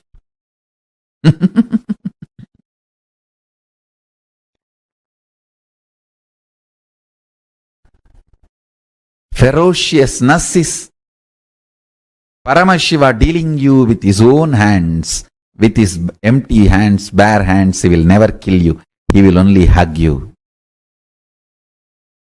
Anything you see other than ferociousness, all forms of sweetness, is handling you through a strategy. Means some weapon.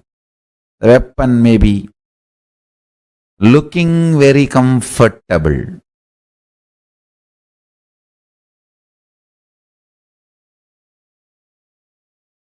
But not good for you in long term. Ferociousness, straightforwardness is the best integrated, intimate relationship with Guru. Understand, my love is lubrication for your machine. My ferociousness is energy, fuel, power for your machine. Any machine can run without lubrication, but it cannot run without power, energy. My ferociousness is as important as power is needed for the machine to run. My love is lubrication, optional, which is not compulsion. Don't even expect lubrication.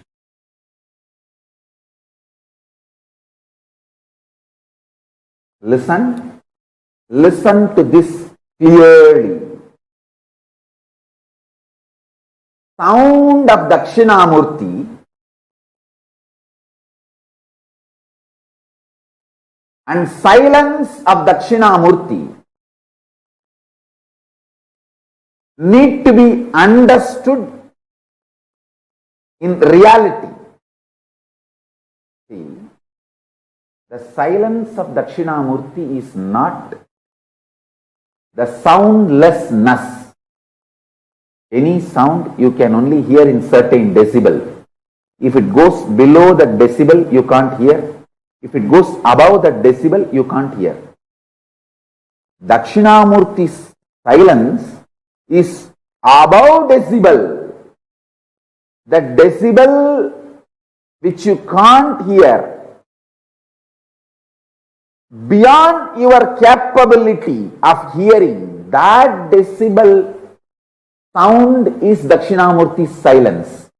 So Dakshinamurti's silence is not soundlessness. It is beyond the sound you can hear. Same way. Listen carefully.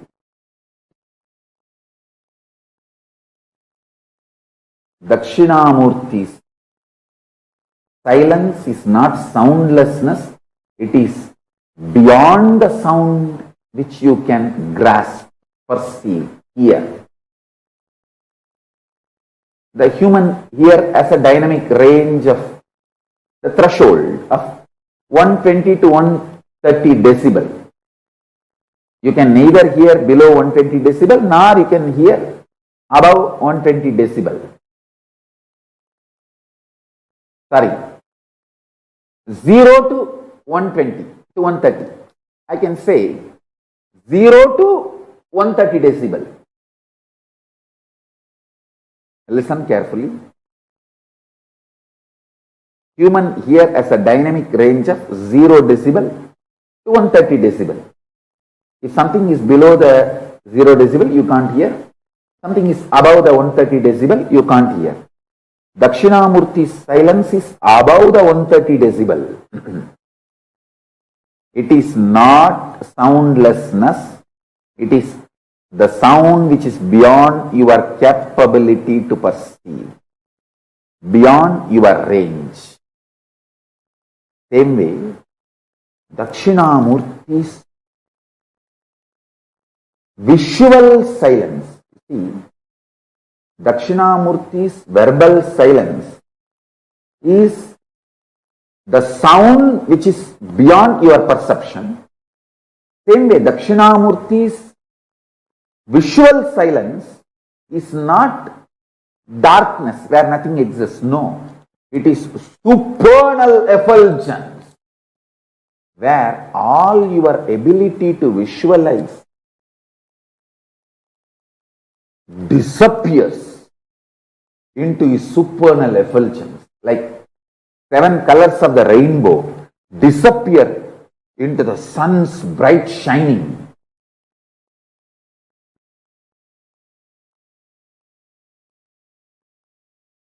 Your ability to visualize dissolves, disappears into the supernal effulgence of Dakshinamurti. Understand? The supernal effulgence of Dakshinamurti and supernal silence of Dakshinamurti. Then you will understand the right knowledge, right clue about the existence of Paramashivatva. If you understand this one truth, today you can manifest powers. the common frequency the human ear can hear is like a 20 to 2000 hertz, 0 decibel to 130 decibel maximum. 20 to 20,000, sorry, 20 to 20,000 hertz or 0 to 130 decibel. That's it. If it is below 20 hertz, you can't hear. If it is above 20,000 hertz, you can't hear. Dakshinamurti's silence is above 20,000 hertz.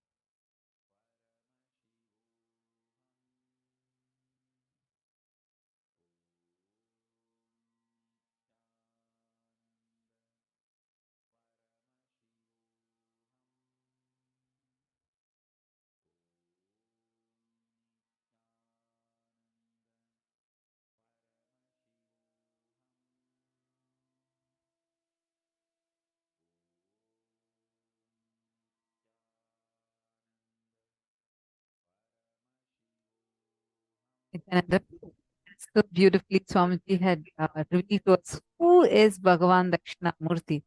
We all, when we learned about this Navakhanda Yoga Samadhi, we understood how the visible frequency of light and the audible range of sound, visible range of light and audible range of sound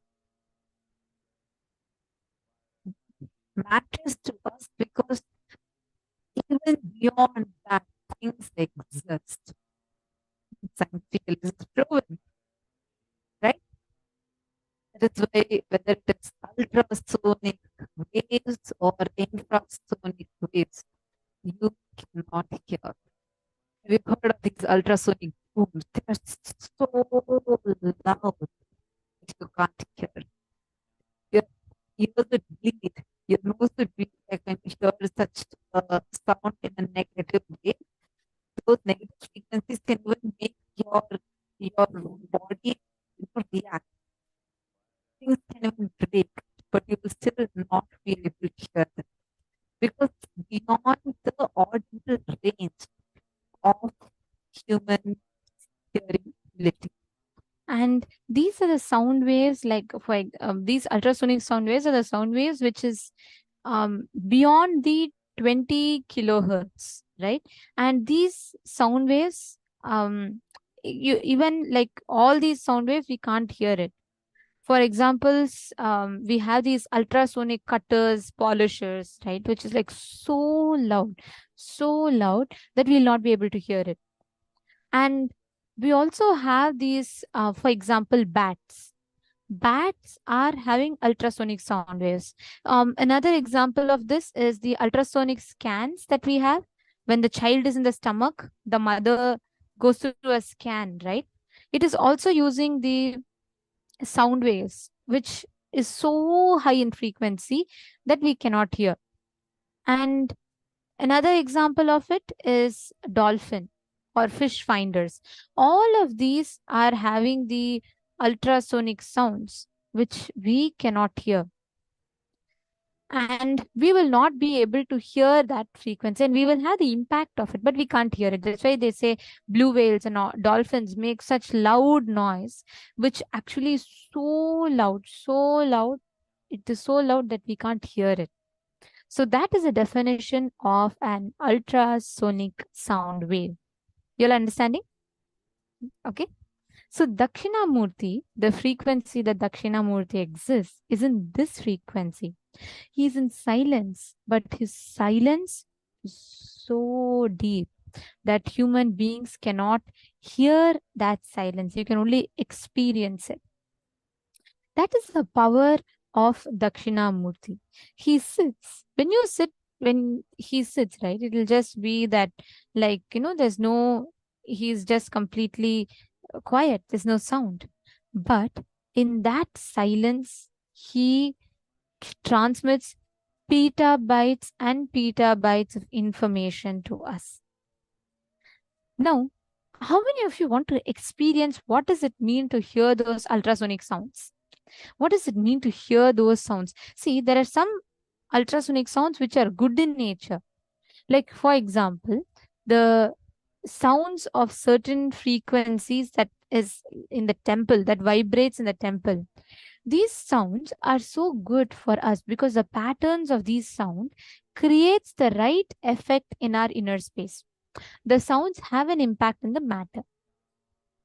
Now, Dakshinamurti can be experienced just by meditating on words, meditating on silence, taking your sounds from sound to silence.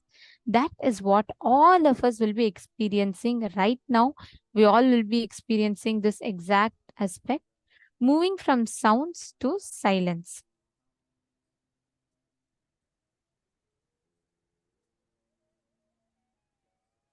Now, there's this meditation technique where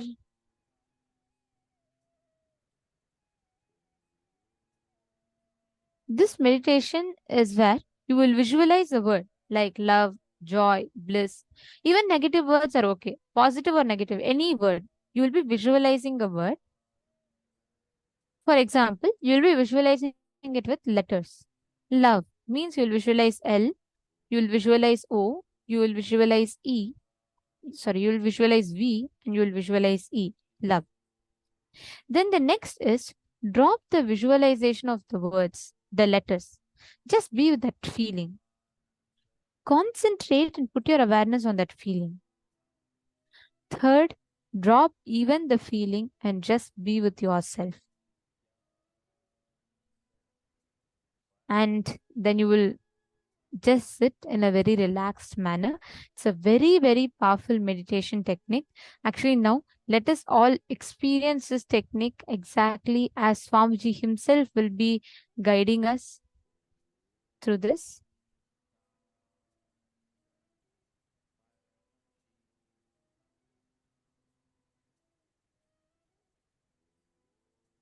I request everyone to please sit straight. Sit with your head, neck, and spine in a straight line.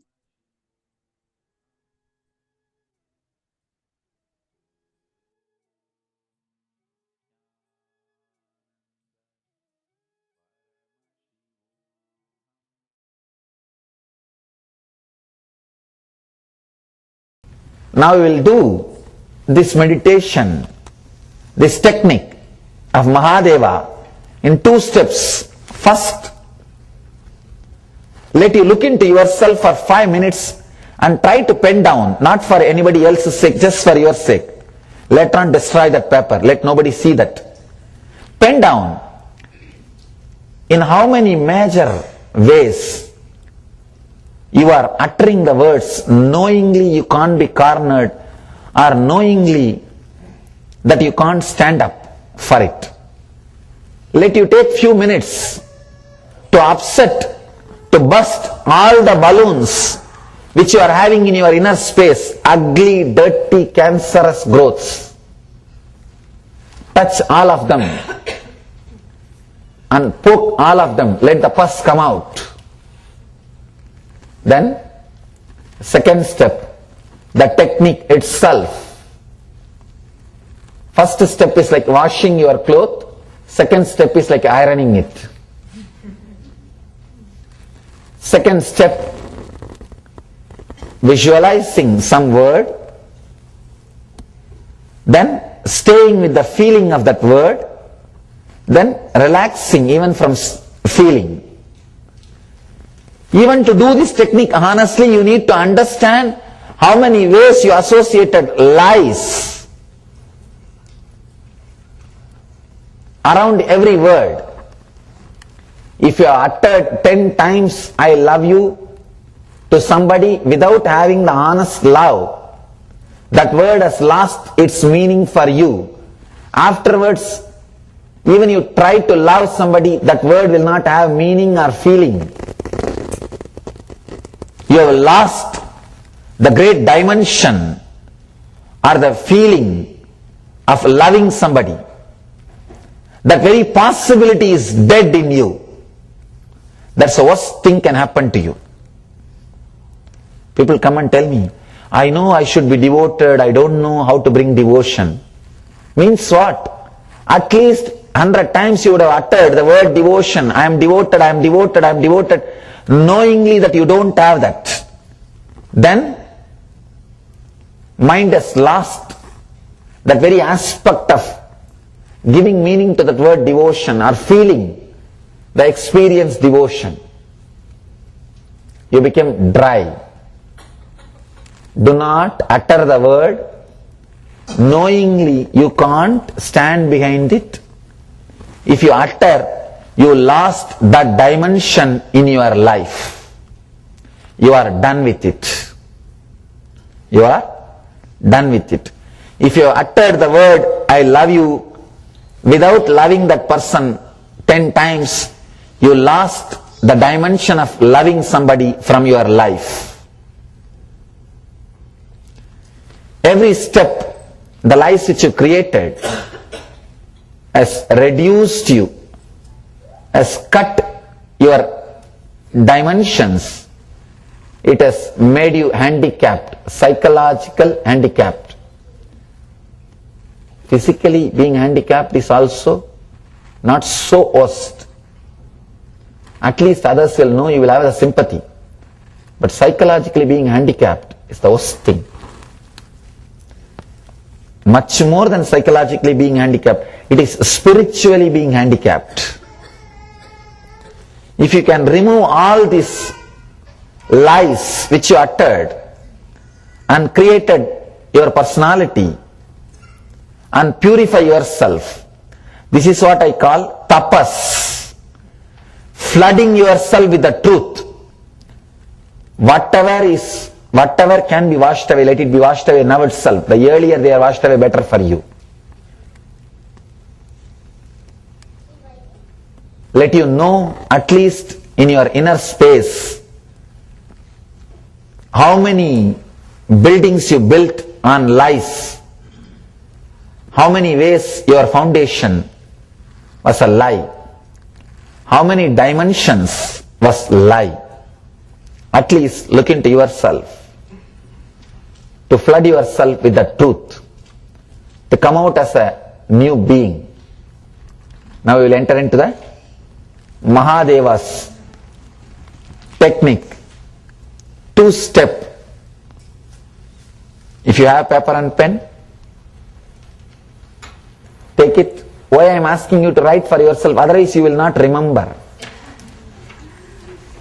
If you don't have paper and pen, At least sit and count so that you will remember how many places, how many spots.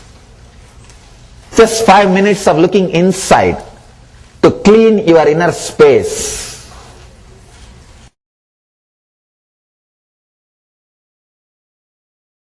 Then we will enter into the meditation. You can sit with closed eyes and look into yourself. Please close your eyes and first search and seek, identify in every step how many places you built yourself with lies, on lies, uttered the words knowingly. You are not that. You are not going to stand for it. You are not fulfilling it. Just close your eyes and look into yourself. How many places you use the word knowing you don't mean it.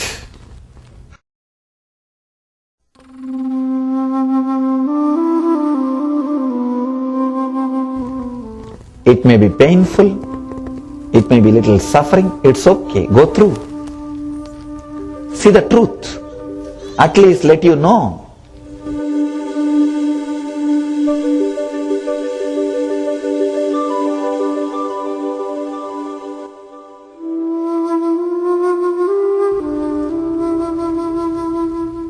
After all, no need for anybody else to know, let you know at least.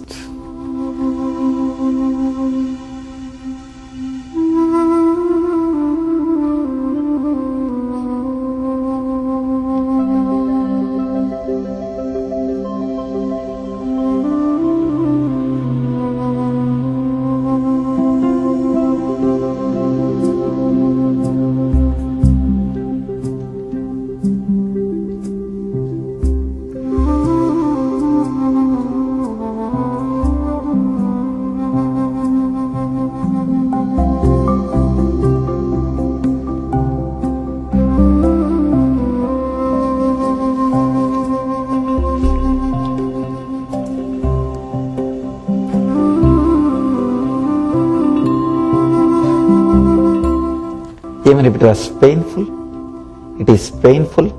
Look, do not avoid just because it is pain. Wonderful chance to look into yourself.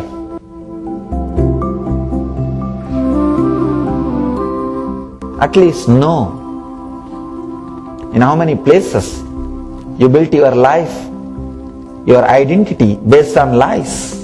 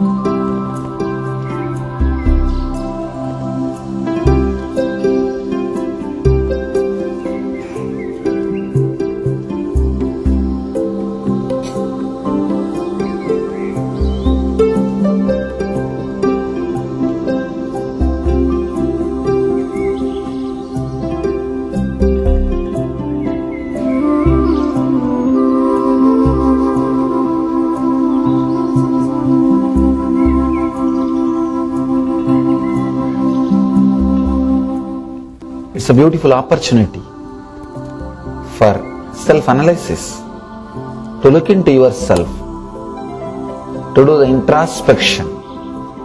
Look, don't miss this opportunity.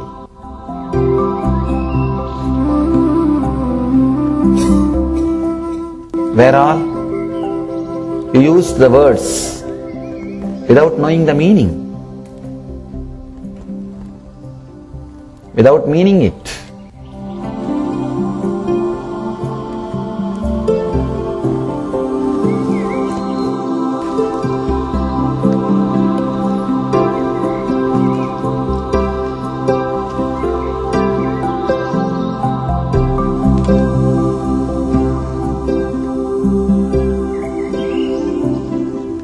Now we will enter into the technique. Just read what you have written. You can open your eyes.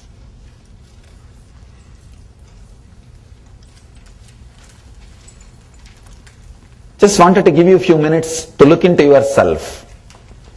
Try for next 21 days not to use any word which you do not mean.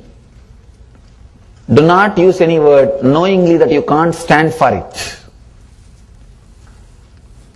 Knowingly, just because nobody can pin you down, nobody can corner you. Never use the words. Then this technique will work on you. Now we will do this technique just to learn. But this technique won't work on you now unless you clear your inner space. Learn so that you can start doing it after 21 days. Let me teach you the exact technique. Visualize a word like love, or joy, or bliss. Even the negative words are okay, whether positive or negative, any word. Visualize a word. First visualize it with a letter. Love means L-O-V-E. Then next, drop the visualization of the words, letters.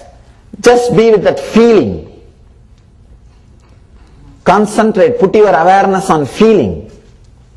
Third, drop even the feeling and just be with yourself.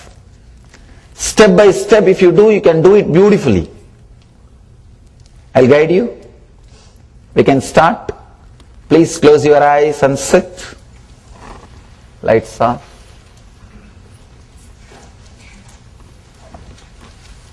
Sit in a very relaxed way.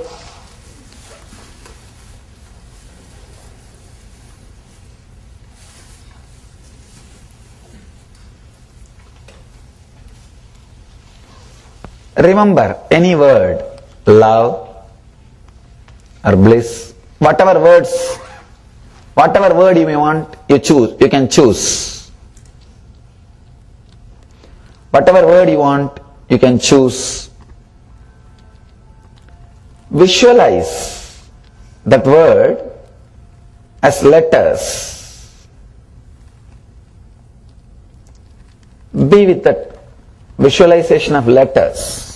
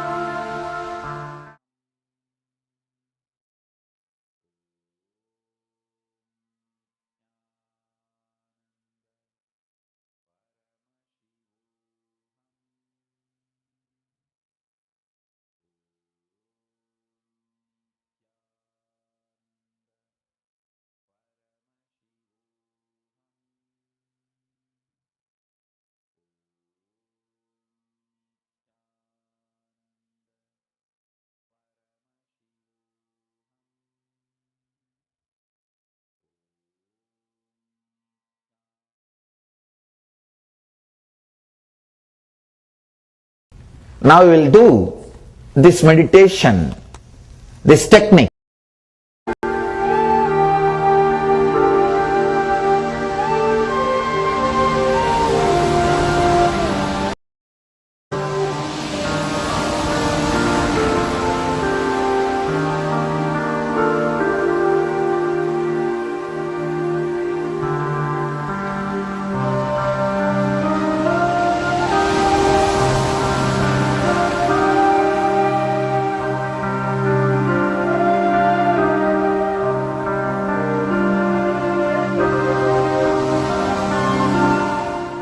Now,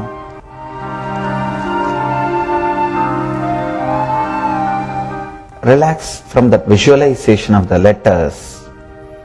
Just feel that as a sound, just as a sound. Repeat that word just as a sound, not as letters, just as sound.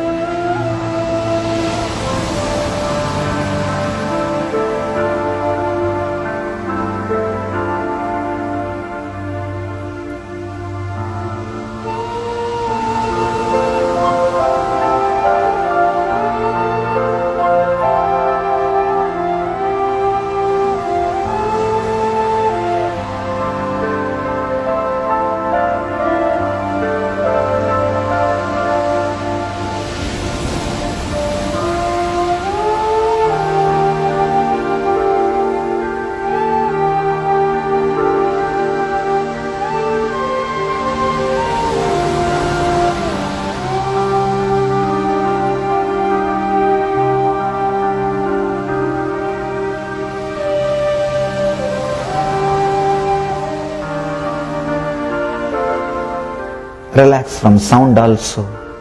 Just be with that feeling. What that word means. Just remember only the feeling. Neither the letters nor the sound. Just the feeling.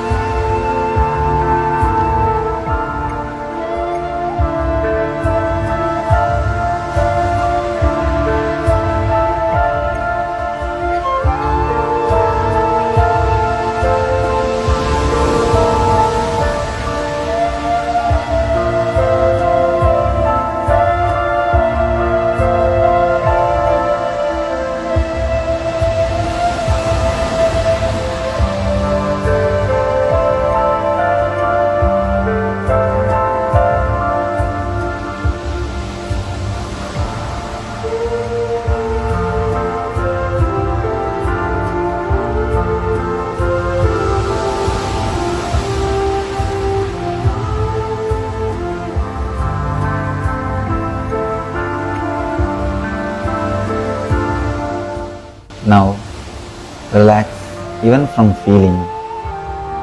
Just be silent. Do not create a thought of letters or the sound or the feeling. Just be.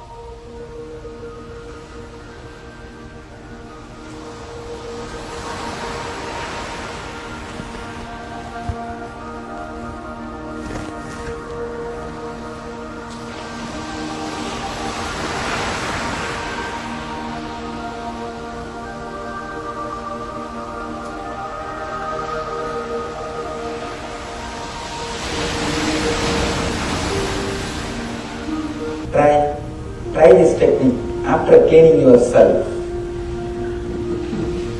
At least for 21 days, live with the truth, and after you clean yourself, try with this technique. Such a powerful technique, it can straight away transform you and put you in silence and bliss. As Shiva says, be free, be liberated. When you are liberated, life is celebration. Let your life become liberation and celebration.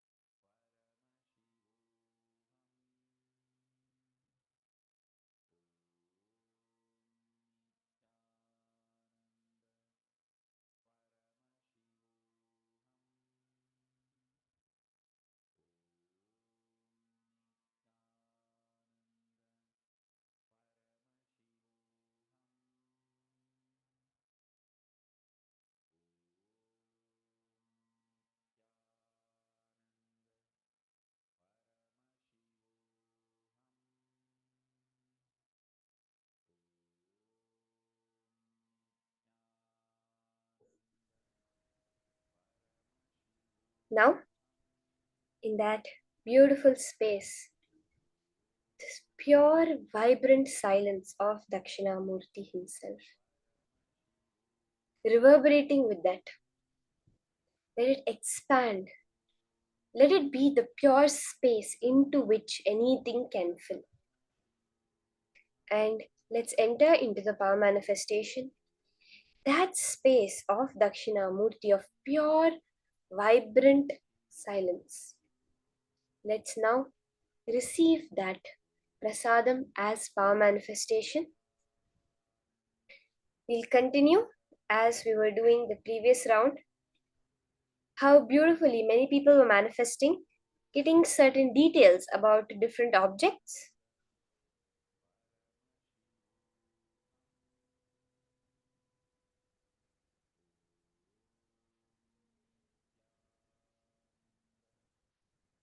Now, right now you have another object that has been put on screen for you. You can start scanning through your third eye. We'll have very quick rounds. Just let your pure silence, that pure soundlessness be your inner space. Because then you are in the space dimension. You are in your original form as Swamiji. And from that space, there can be no information of the world that is hidden from you. Start chanting the Mahavakya, and very beautifully, you will see the shift now in your power manifestation. How beautifully all the information about this object will get clearly revealed to you.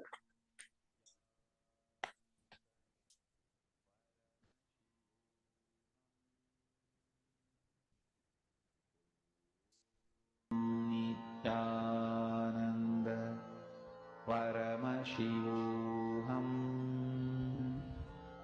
Om Nithyananda Paramashivoham. Om Nithyananda Paramashivoham. Om Nithyananda Paramashivoham. Mahamahavaagya, spiritual lullaby for samadhi, and Suprabhatam, wake up call, wake up song for Paramashiva. This Mahamahavaagya is spiritual lullaby for you to fall into samadhi. Suprabhatam, wake up song for Paramashiva to wake up in you. Just remember this one powerful cognition. This Mahamahavaagya puts me in samadhi. This is spiritual lullaby for samadhi, and Suprabhatam, wake up song for Paramashiva in me. For Paramashiva to manifest. With this one spiritual powerful cognition, chant this Mahamahavaagya.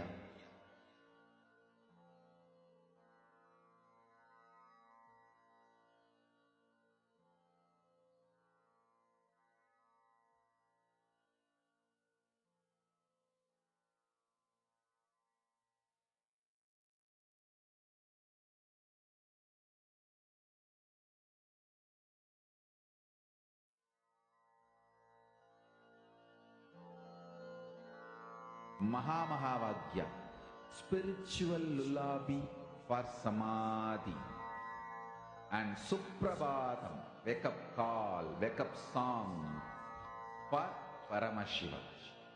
For Paramashiva to manifest. With this one spiritual powerful cognition, chant this Mahamahavaagya. Om Nithyananda Paramashivoham.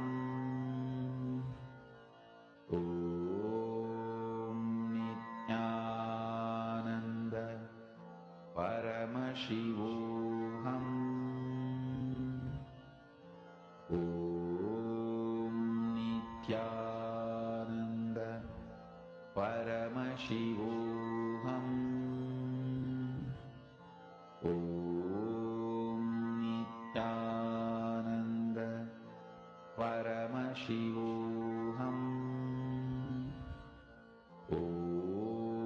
Nithyananda Paramashivoham. Relax. You can now post your answers, whatever appeared in your third eye view, in the chat. I request all the participants, you can now post in the Zoom chat or on the Facebook, whatever you are able to see through your third eye. Okay, Ma Anand Sagara saw a stone bull. Interesting. Cannonball of a ship cannon, Ma Hedy Schlack. Sorry, Ma Anand Sagara saw a stone ball. Okay. Ma Susan Sanders saw Neptune. See, when you do the thing, whatever comes in your third eye, you put it. Don't let your logic interfere in any way that, oh, it looks like this, it looks like that, it may be this. It's the texture and the color is like stone. No. See, if the same answer comes in your third eye, that's perfectly all right. But let the answer come from your third eye. Be very clear that if the mind tells me anything, I'm not going to listen. Not just during power manifestation. During everything in life, everything which you're doing, whenever a question comes up, don't go for your mind's answer. Immediately look through your third eye and go only for that answer. Okay? Okay, Ma Anasha saw a relic. Ma Diana Spilav saw a moon. Details of a known construction. Ma Sonia, okay. Stone ball in a fountain. Ma Nisha. Let's have anyone else who's yet to post quickly post their answers and then we'll move to verifying the answer.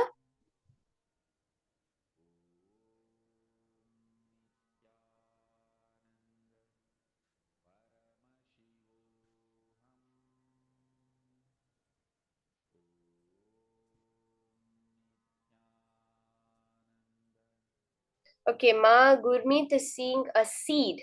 Interesting. So now we have the answer on screen. It's called Decrease Spheres in the National Museum of San Jose. These beautiful but mysterious objects were uncovered in Costa Rica when the United Fruit Company began clearing the land. Thought to date back between 700 CE and 15,030 CE, experts have no idea what these perfect stone spheres were for or why they were made. Many people saw stone. In the further rounds, remember to put the dates, the timing of the place, what dating of the object is and where it was found. Okay, so beautiful. Many people manifested. You saw stone balls, spheres. They don't know why it is. So, Ma Sonia, you may be seeing something. Ma Nisha, you also could be seeing something that is not yet known to the people, that it was used in the ancient time in a fountain, in some ancient construction. But right now, modern day experts are not able to figure out what this object was used for. Okay, let's move on to the next round. We'll have another quick round of 2 minutes. Your object is being seen on screen by you now. Just scan. Remember, don't just put what the object is. Put some details of the place that you're able to see. You can always ask your third eye. See, when you get one answer, you can ask your third eye. Give me what the place that this object was found is. What's the timing of this object? Why is it special? What do scientists say about it? So you can always ask your third eye all these questions and it will reveal the answer to you. Let's start. 2 minutes starts now. The next round of the power of Sarvajñatva.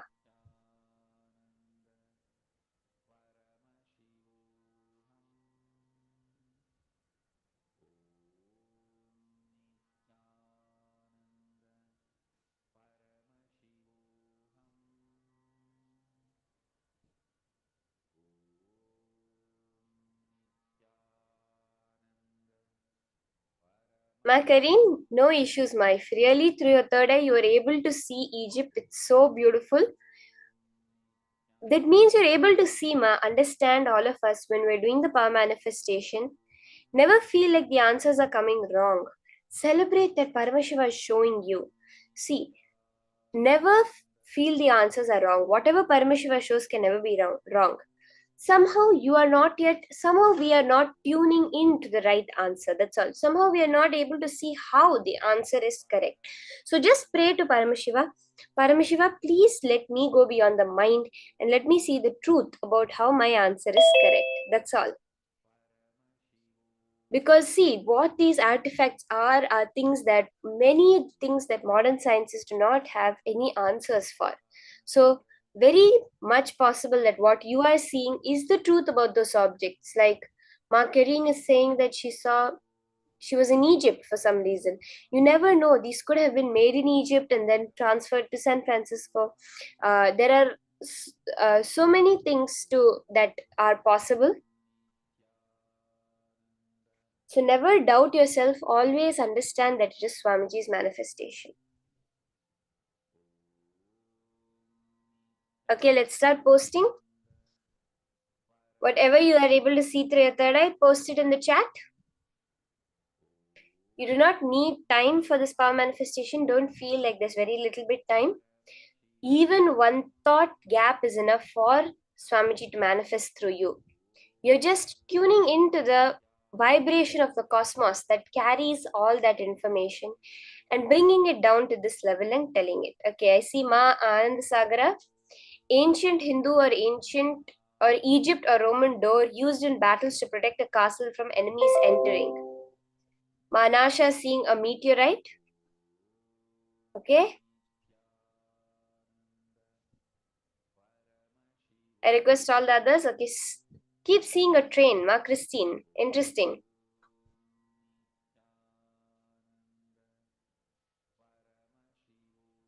Okay, Ma Anandasagar saying 16/17th year. Yes, I request all the people post the date, where it was. You can post the country, the area, or the civilization from where this object is. Ma Amsakala, Ma Geeta Devi, all of you can also post. Ma Heidi, Ma Susan. Few more seconds. Let's quickly have everyone post your answers.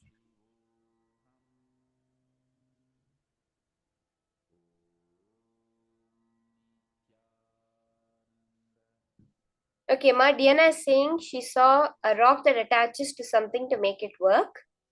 And Ma Nisha saw an amulet. Okay. Amulet. Indian press food related. Interesting, Ma Susan. Whatever comes in your third eye, do not doubt yourself. You never know what it is that Paramashiva is trying to tell you, is showing you. Mexico, Manasha. Don't use your logic. See, don't try to look at it and tell what it may be. Like, oh, it looks like a stone. It has something black on it, so it might be attached to something else. Don't follow any logical thought trend. That's why when we do the power manifestation, we do the pure unclutching space. Because you're only in the present moment will the information come to you.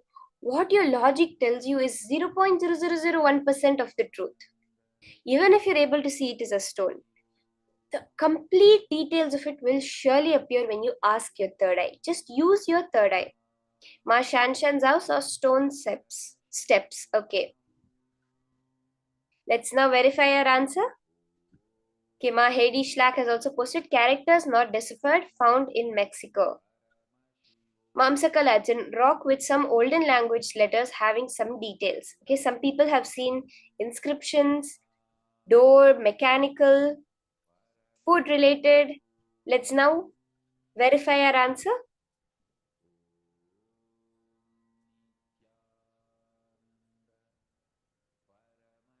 Okay, so now we have the answer on screen.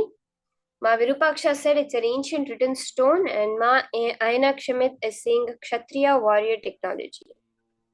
This inscription on basalt rock, 250 BC. Okay, inscription, Ma Amsakala, Ma Hedi, you both got it.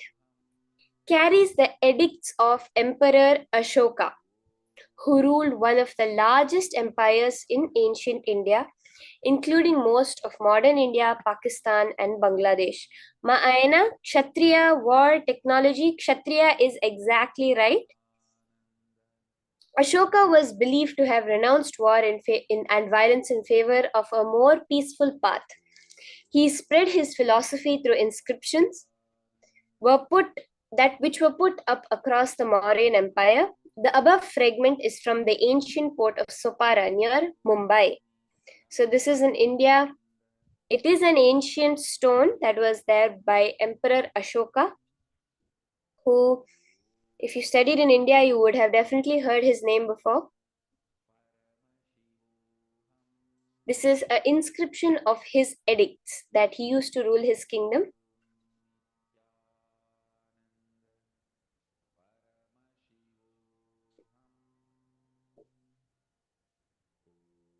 So beautiful. Ma Virupaksha, Ma Ayana, actually you got it very close actually because you saw Kshatriya, very clearly you saw Kshatriya. And he was a Kshatriya of the Mauryan Empire. Ashoka, was his name. And so many people have manifested. Let's move on to the next round. We'll have another artifact, the final round. So beautiful. Let's all celebrate. When you have manifested, when you have seen, that means Paramashiva has manifested. See, whatever it is you saw through your third eye, Paramashiva has shown that to you. Means what? He is manifesting. It's not a joke to be able to get the word Kshatriya. Maayana, you had no idea, but the word Kshatriya, being able to very clearly see even the Sanskrit word, it's not at all a joke. So awesome, so awesome. Celebrate your manifestation. Next round, you're going to get it completely right, okay? All of you, in this next round, you're going to get the details of the object perfectly. Again, remember, don't go into the logical side of it. Hold it to your third eye and let you tell only what your third eye is telling you about this object. Your eyes are telling you it's a stone, that's okay. But only scan what your third eye is telling you. Okay, we have the next object on screen now. Scan and describe through your third eye the details of what is on your screen now.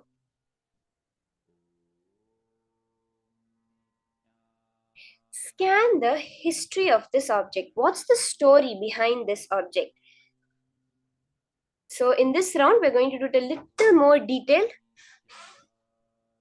So we can all see, we know it's some kind of jewelry, it has a gemstone. Don't put these things, which your mind can also tell you. Whatever you're able to see through your third eye, what's the history behind it? What is it used for? Where was it found? What timings was it created in this form that it is now? All these small details we're going to scan, okay? So we all know, we can see, our mind also can tell us that it's a gemstone. See, I'm not telling you that you're using the mind, but when the third eye tells you something that you can understand, your mind also knows, you don't believe the manifestation happening. You're not able to say, no, it might have been my logic, it's not my manifestation. So because of that, in this round, don't post things like jewelry, gem, scan where it was made, why it was made, its whole history in detail, all the hands it passed through, all the places it went, what are the different happenings associated with this object, okay? Let's start. 2 minutes. Chant the Mahavakya. Sit with your head, neck, and spine in a straight line. Connect to Swamiji and let the manifestation happen.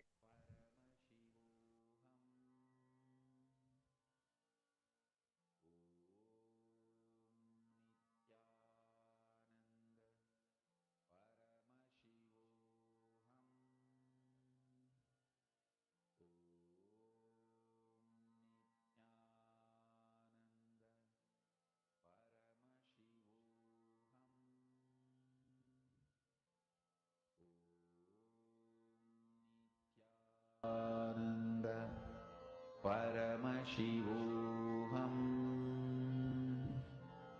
Om Nityananda Paramashivoham.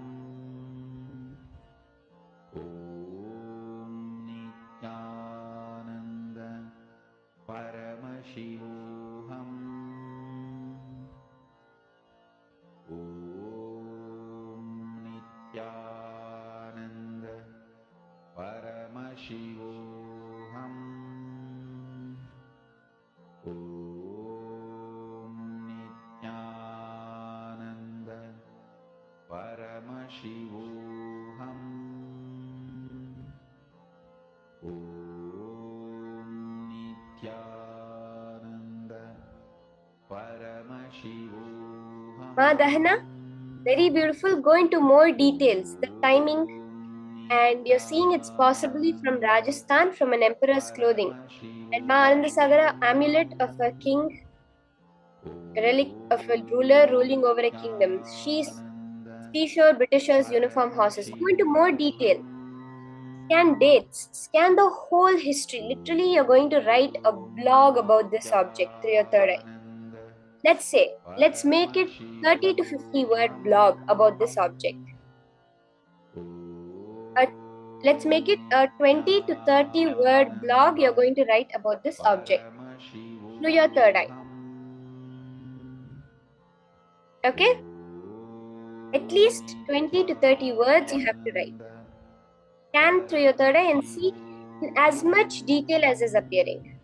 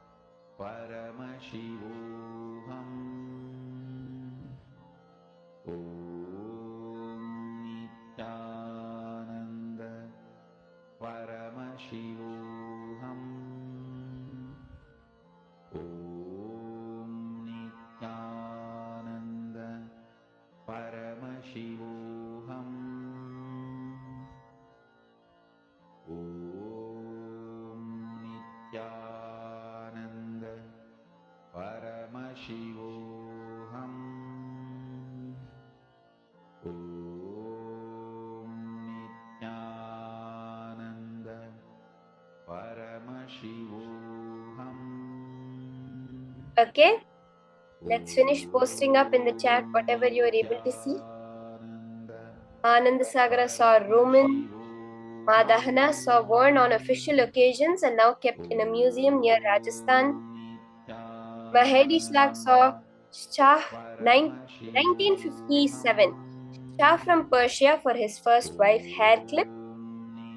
Diana Spilov saw it belonged to a king or a guru, wore it on the headpiece of some sort.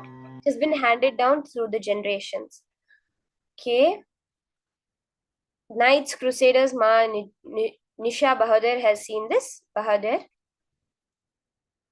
Quickly, anyone else who's left to post the details that are appearing in your third eye. Make it as detailed as possible. See, the third eye will show you so many colors, so many images. It will not just be black, Look into your third eye and whatever is appearing, those colors, even if it's just colors, if it's flashes, some scene is appearing, numbers, you just type all of it down and post.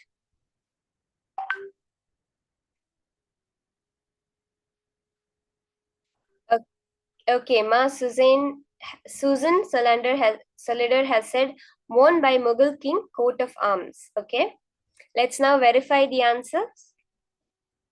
Many people saw various things across a range of things. Let's see. Okay, Ma Aina Singh, England Queen, medals for special military officers for victory. Ma Amsakala, Roman Empire king used this. Most of the king fight with them to achieve this. Ma Gurmeet Panesar is saying precious object got lost in water and was found again. Let's verify the answers now. Let us see what the history, the detail of this particular beautiful object that was just the beautiful artifact that was just projected. Let's see the history and details of it.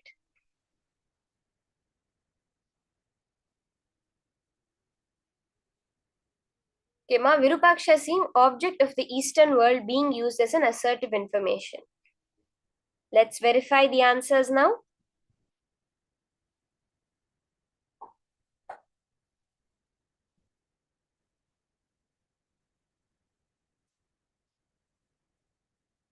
Okay. In January 1944, I saw one of the Mas had posted 1900s. That's beautiful. A beautiful but spooky amethyst mounted on a ring in the form of a snake was donated to the Natural History Museum of London by the daughter of a man named Edward Heron Allen. With it was a letter explaining the strange and alarming tale of the gem. It was looted from an Indian temple in 1855 and subsequently brought to England, where it was given to Edward Heron Allen. And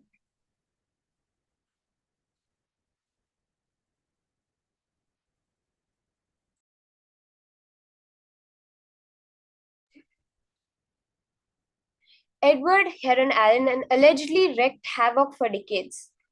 When Heron Allen passed the amethyst on to various friends, they each reportedly experienced tragedies, including a trail of suicides, apparitions, disasters, and failed careers. When the gemstone came back to him, Heron Allen wrote the letter and sealed it into a bank vault. It remained there until after his death, when his daughter donated it to the museum. So this was donated in 1944, and it was looted from an Indian temple. See, what this is saying, see, a lot of people have seen object of the Eastern world. Ma Virupaksha saw it very beautifully. Object of the Eastern world. Yes, Ma, this was originally in an Indian temple. This is the power of our deity. See, it's not that the deities have cursed someone when it was stolen from the temple, that the gods got, that Paramashiva got angry and did something to them. No, it is the karma that comes back, the effect of what happens to the people who loot the offerings of the deities. When something has been offered with a certain, that is what is the economic chastity of Hinduism. When something is offered for a certain purpose, it remains for that purpose only. It does not change. So when the devotees have offered it to that deity, to that devata, when these, nobody can handle that energy. It's infused with the energy of the temple for so long, and only the deity has that. Like we say Paramashiva, right? He drank the poison, and when he drank the poison, it remained in his throat.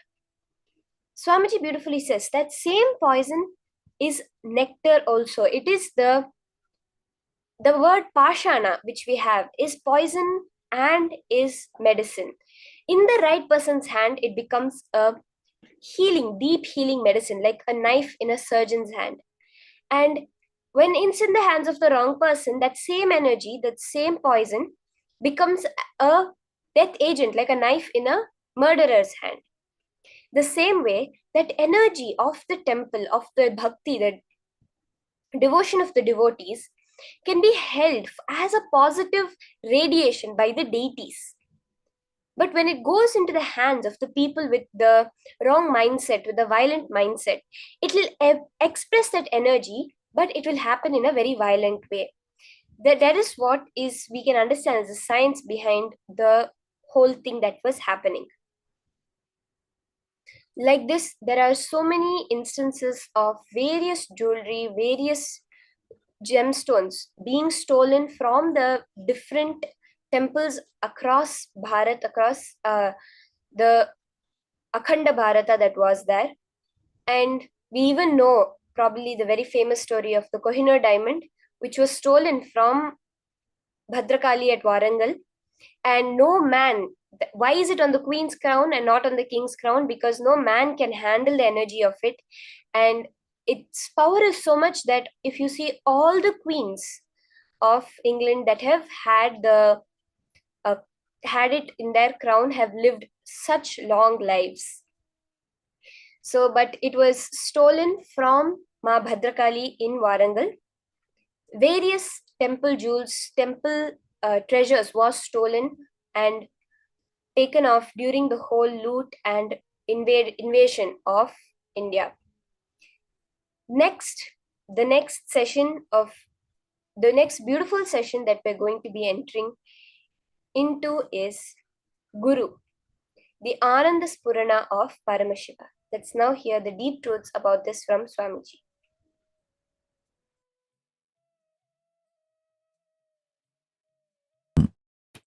Sukra does not morally judge you.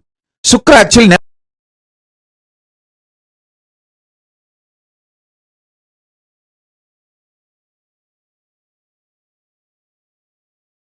Guru's Brihaspati, Deva Guru dimension gives you all the right things you ask.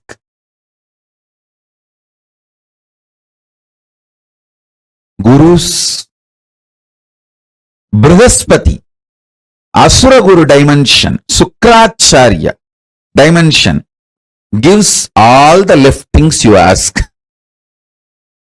Listen, right or left, good or bad, socially accepted or not accepted. Whatever you ask,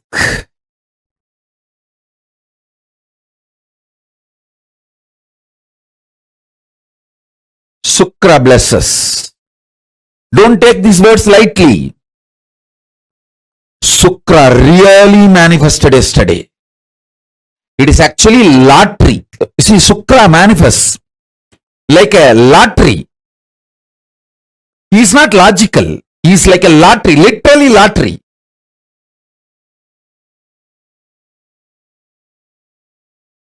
Many times people ask me, oh Swamiji, I am so sincere. I follow everything you say, but I don't get blessed for money. This fellow is a drug addict and he does all the wrong things, bad things, but he is showered with wealth by you. He gets a Shukra's grace. What can be done? Shukra is like a lottery. He doesn't bother about good, bad, right, wrong. You are integrated, you are showered over. Everything you asked yesterday is done. Because Sukra does not judge. Sukra does not see good, bad. Sukra does not see right, wrong. Sukra does not morally judge you. Sukra actually never judges you. Sukra is non-judgmental giver.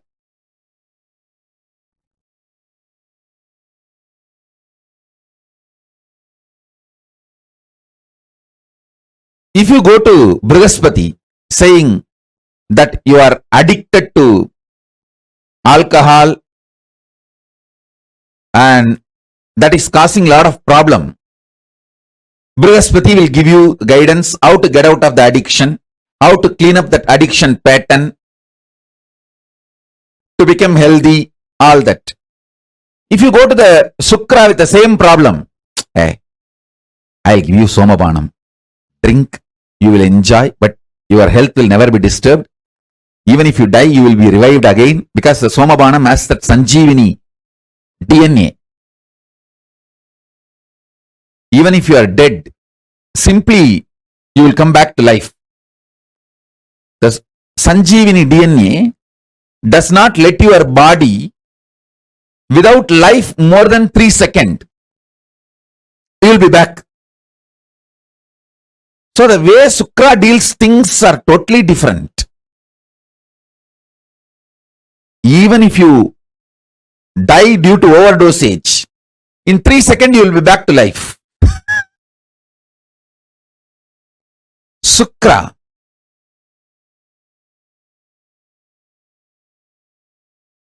is pure giver. Understand?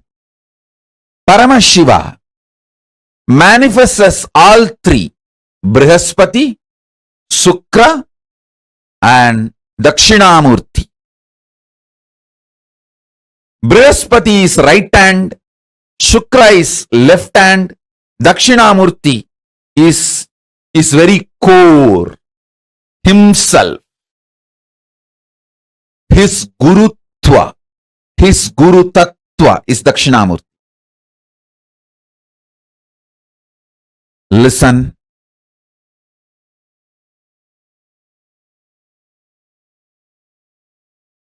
Don't take Shukra lightly. Shukra is too powerful. Good, bad, right, wrong. He doesn't look at anything. He doesn't judge.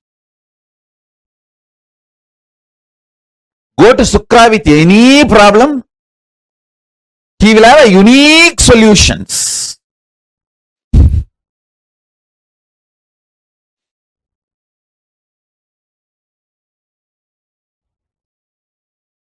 Brihaspati, he sails the socially accepted path, which is for the devatas, like organized living. Shukra is like a path breaker. He always finds path by breaking paths.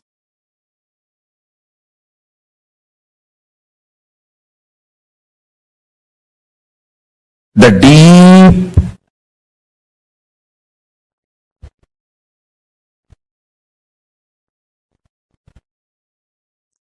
Ananda Spurana of Paramashiva means his ecstatic inhaling and exhaling, reaching to planet Earth is Guru, his own extension, his own amsa, his own manifestation, his own incarnation. Understand? Ananda Spurana of Paramashiva is inhaling and exhaling his prana pana vyanodana samana movements, his breathing space reaching out to the whole humanity is Guru, is his incarnation happening on planet Earth. His very space manifesting here on the planet Earth is Sri Kailasa. The way he wants to grace the planet Earth, humanity, each one of your life, he demonstrates his compassion by happening as Guru, manifesting himself as incarnation and entering your life. Understand? Recognizing Paramashiva himself is entering in your life as Guru is the most blessed thing you can achieve, the greatest achievement on planet Earth. Understand? Any award, reward, anything, he himself manifesting, entering in your life as Guru is the most blessed, beautiful, greatest happening and greatest achievement for you in your life. Any other reward, award, achievement, wealth, position, power, career, social power or political power or economical power, resources, relationships, everything else is second priority. He himself entering in your life as Guru and you recognizing that he himself has happened as Guru. Understand?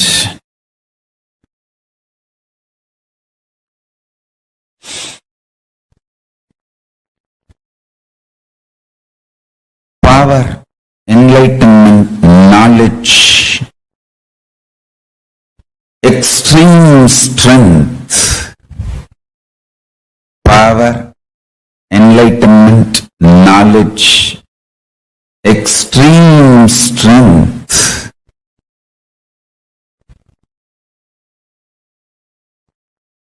All these great happenings, all these ultimate happenings, all these beautiful happenings, knowledge, enlightenment, power, all these auspicious, great, beautiful things happening is the side effect of his breathing space manifesting in planet Earth. Understand? He himself breathing is Ananda Spurana.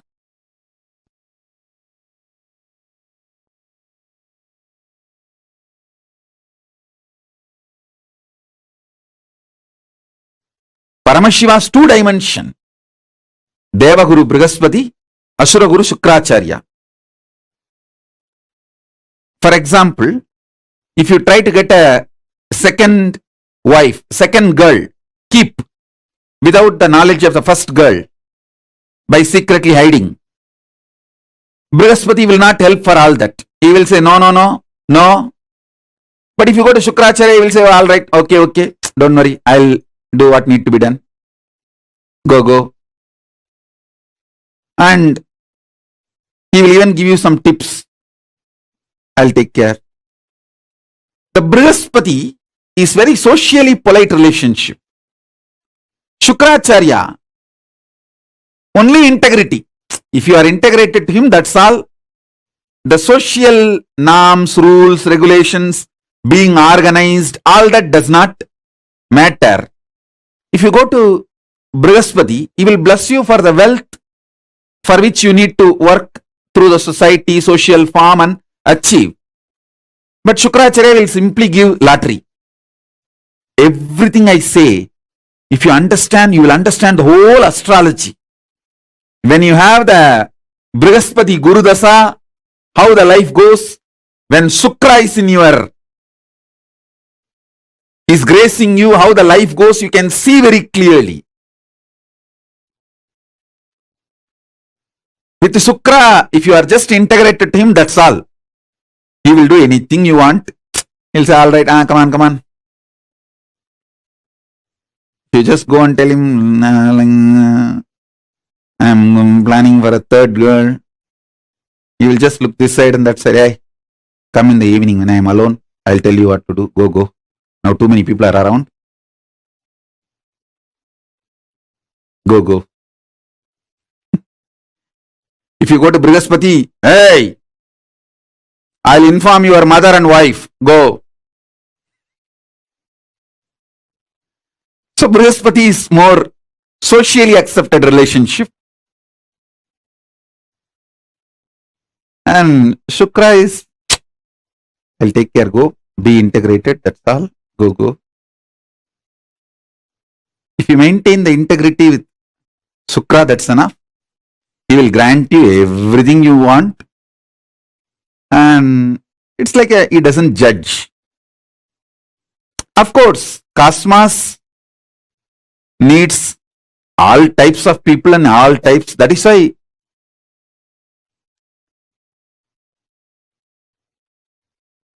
Paramashiva himself manifests as Brihaspati and Shukra both. Both are Paramashiva's own manifestation. It's not that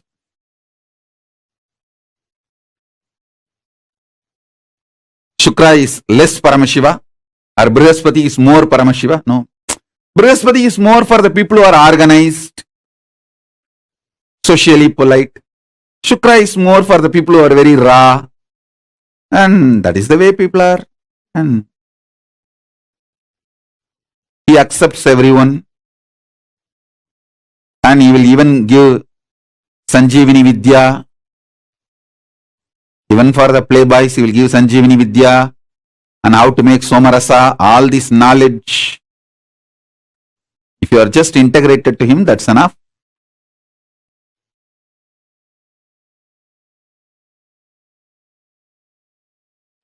Deva Guru, Asura Guru. Both are centered on Parama Guru, Paramashiva, Dakshinamurti. I'll infuse, listen. The Deva Guru is absolute power of trust. Asura Guru is the absolute power of love. The trust Brihaspati, love Shukra, both are from Dakshinamurti. I'll infuse Dakshinamurti in you with Brihaspati and Shukra. Brihaspati is trusting you. You will become Paramashiva. Shukra is, it's okay, even if you do something once in a while, it's okay, I am here. I'll hug you and just, I'll give my quota. I have my quota. Means, even stupid fellows, I can push it in the crowd. Hey, all right. Hello. Like honorary doctorate. Any university, if 1,000 people write thesis and get doctorate, the university has a freedom to give a honorary doctorate to one guy, even if they don't write the thesis. Like that, I have my quota. Granting in my quota, okay, that is Shukra. That's why he's Asura Guru. Even for demons, he allows, okay, all right, pass it.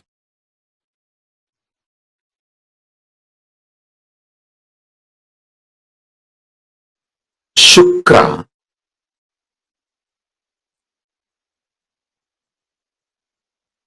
When he was young, he does intense tapas to Paramashiva to become one with Paramashiva. His tapas was so intense. Paramashiva appeared and asked him, what do you want? I want to become one with you, not only spiritually, conscious-wise. Whatever I carry, even this body should become one with you. Paramashiva said, what to do? He just swallowed him. He gave the boon, Paramashiva gave the boon and just swallowed him. Shukra went inside and started doing tapas inside happily. Inside the stomach of Paramashiva is the best place to live. He just lives inside Paramashiva's stomach blissfully. Not only achieves oneness with Paramashiva, his whole biomemory, everything becomes so powerful, empowered, he becomes literally Paramashiva. And then Paramashiva tells him, hey, you become literally so much me. It is time, when I am expanding, and making this universe, you carry my energy and bless people. Listen carefully. In India, we have temples for each of these planets. All of you should know, in Sun temple, the statue of sun, deity of sun will be there. As per Agama, how the sun looks, that deity will be there. In the Brihaspati temple, the Brihaspati will be there. In Shani temple, the Shani will be there. In Shukra temple, only Shiva deity is worshipped as Shukra. Shukra has no separate deity. Kanjanur is the temple which is under Madurai. The Kanjanur temple is under Madurai. That is a Sukrasthalam. There, the Shukran deity, there is no separate deity for Shukra. Paramashiva will be hugging Parvati in union and he is manifesting the universe. That form is Shukra. Then understand the power of Shukra. And Paramashiva says,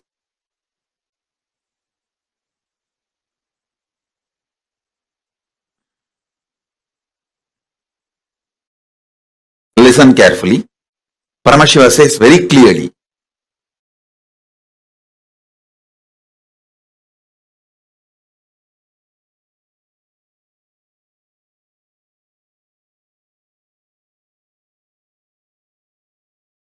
listen, these words are too important. He says, when I decide to expand,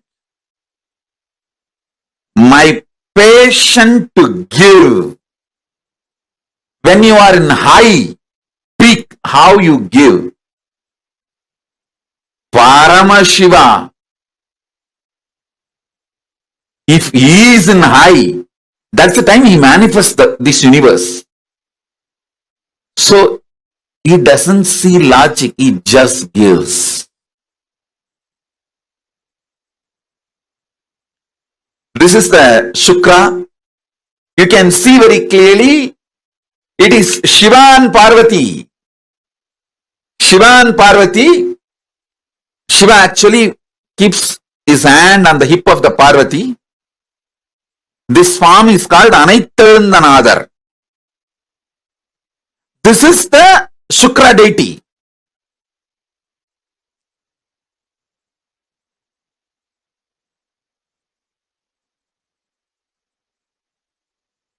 Paramashiva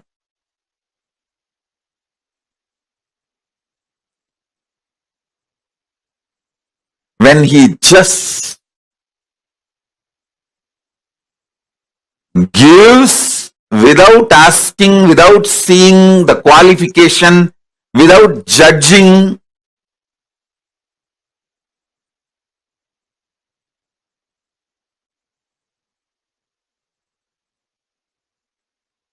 that energy of Paramashiva is Shukra. Shukla means in Sanskrit semen. Paramashiva's semen energy, it's not just a liquid, it's a life energy. Paramashiva's life energy is Shukra. He tells Shukra from inside his body, come on, you come out and represent me, my passionate giving. You represent my passionate giving. See, Paramashiva's ferociousness is represented by the Kalabhairava.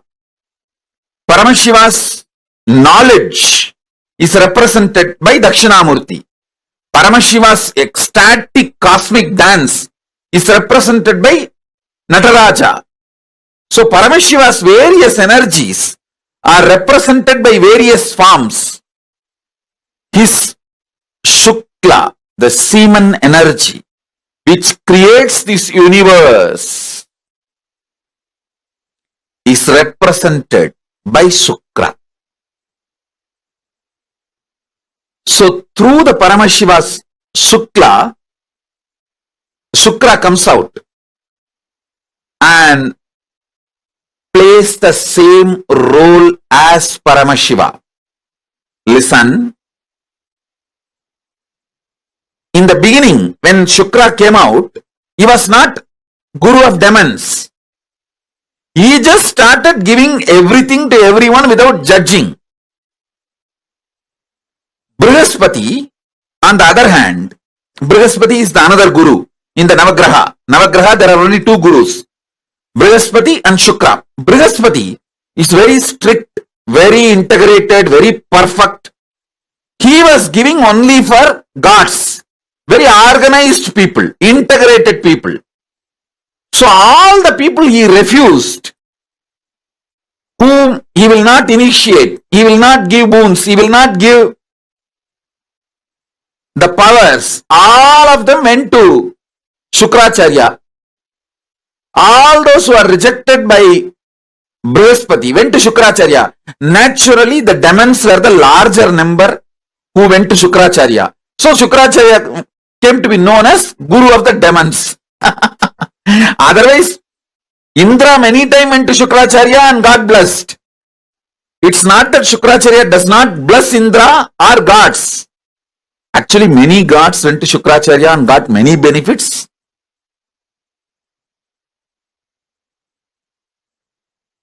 Even Skanda said to be received some boons and weapons from Shukracharya.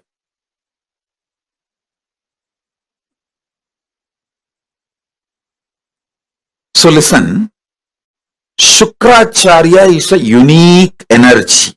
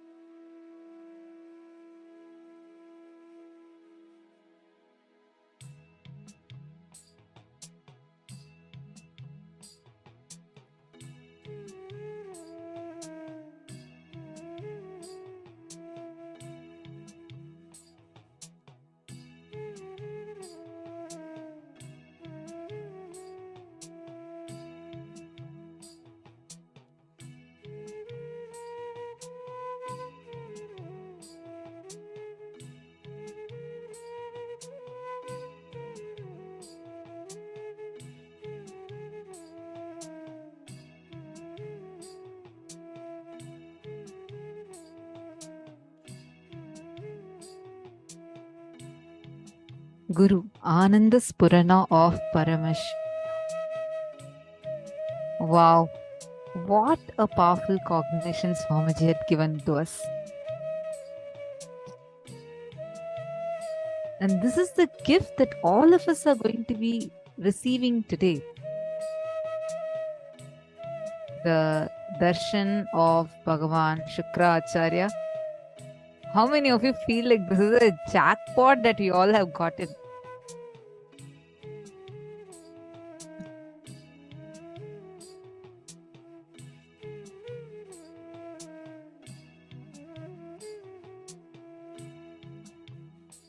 Paramashiva, Parameshwara does 5 actions: creation, sustenance, rejuvenation, putting in delusion, and liberation. First, for creation, he does it by sitting in Brahmaloka as Brahma and manifests and creates. Second, maintenance, sustenance. He does it by lying down in Paramapada as Parandama.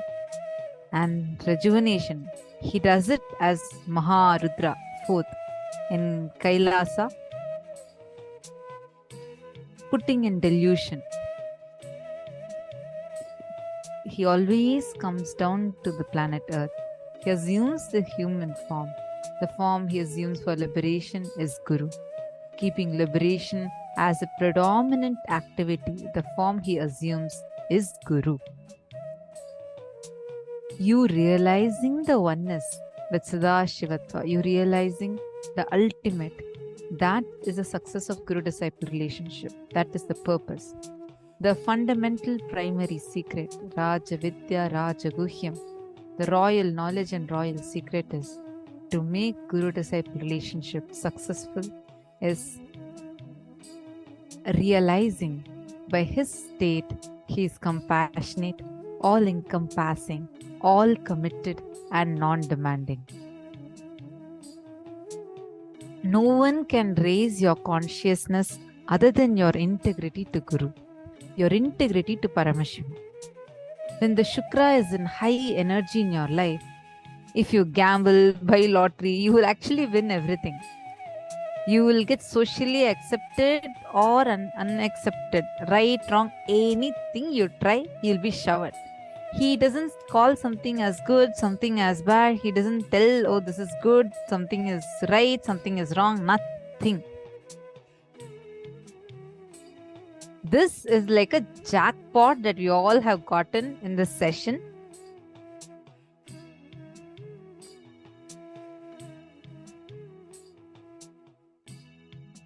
Bhagavan Shukracharya. Oh my God, seriously, what did we all actually do to, like deserve this? Like so much Bhagavan is showering us today, where we all can experience this powerful manifestation of Shukracharya, Brihaspati, and Dakshinamurti.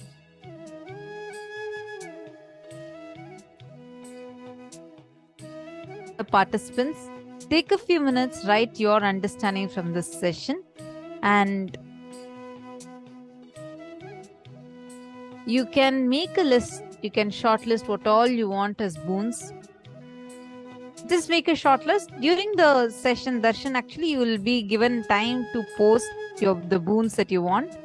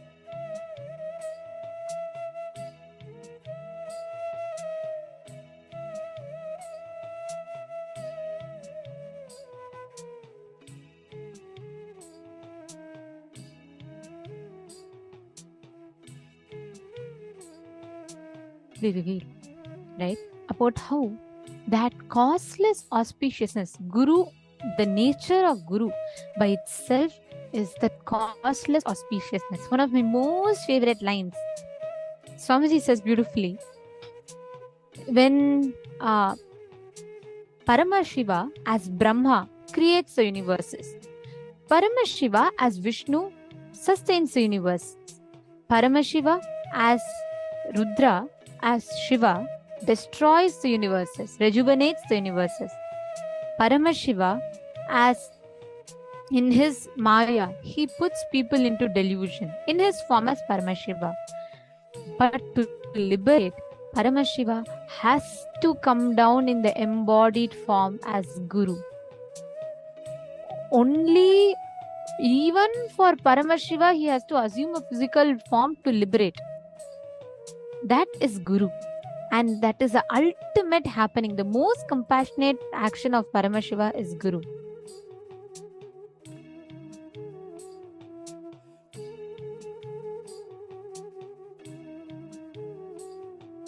And every one of you that are sitting here right now, please understand, this is the most, if you have Guru in your life, that is literally the best happening for us. Because Paramashiva, in his embodied form as Guru, he takes care continuously to give humanity, to gift us all liberation. Right? Now, every one of you that are sitting here, the Ananda Spurana of Paramashiva is Guru. Now, every one of us here, Today, during the darshan, like Swamiji said, Shukra Kota, Shukracharya is the form of Paramashiva.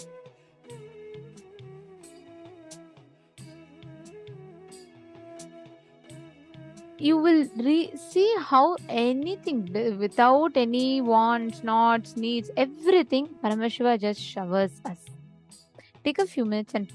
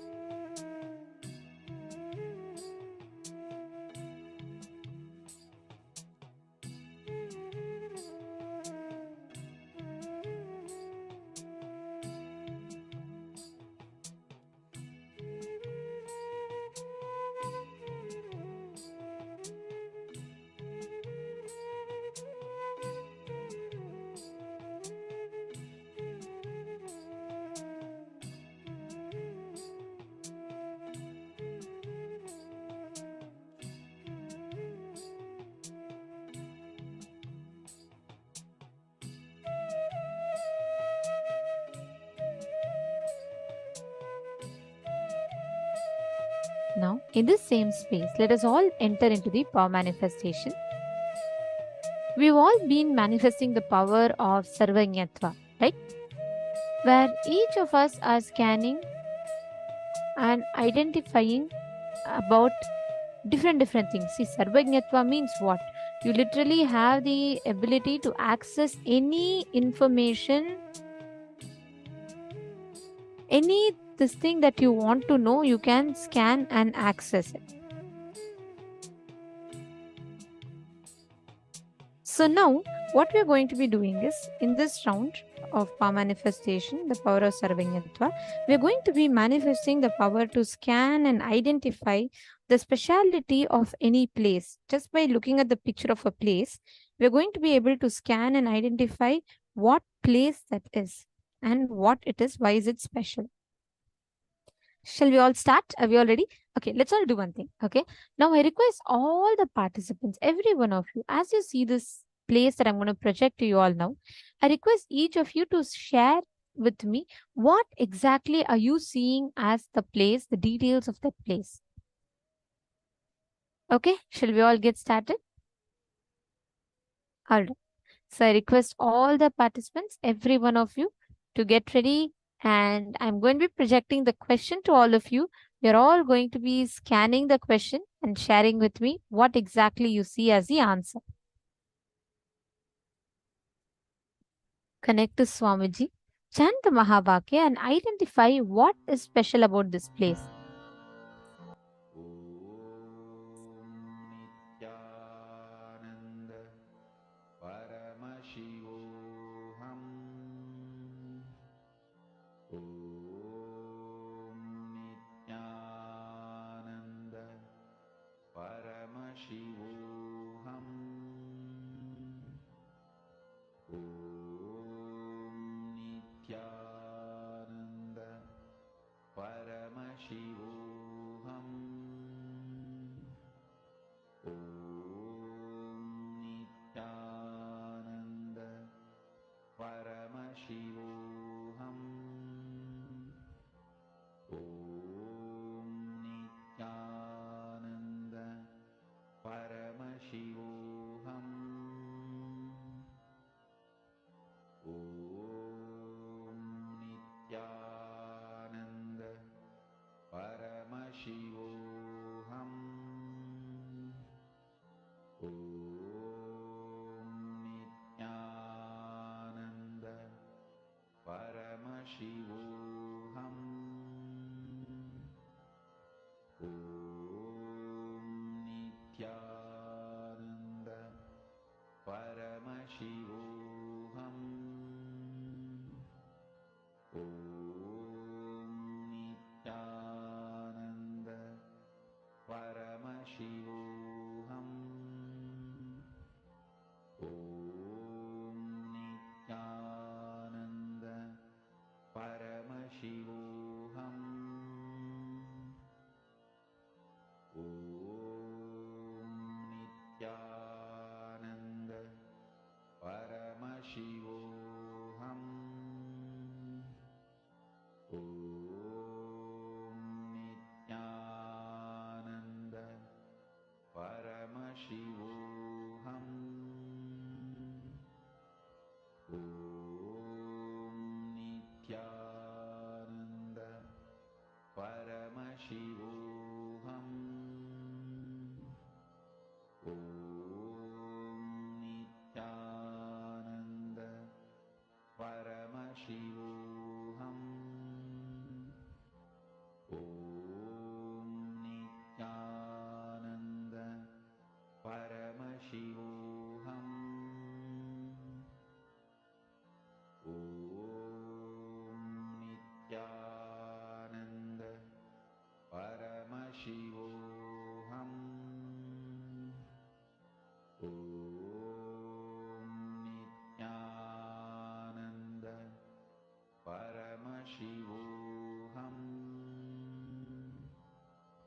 Om Nithyananda Paramashivoham. Om Nithyananda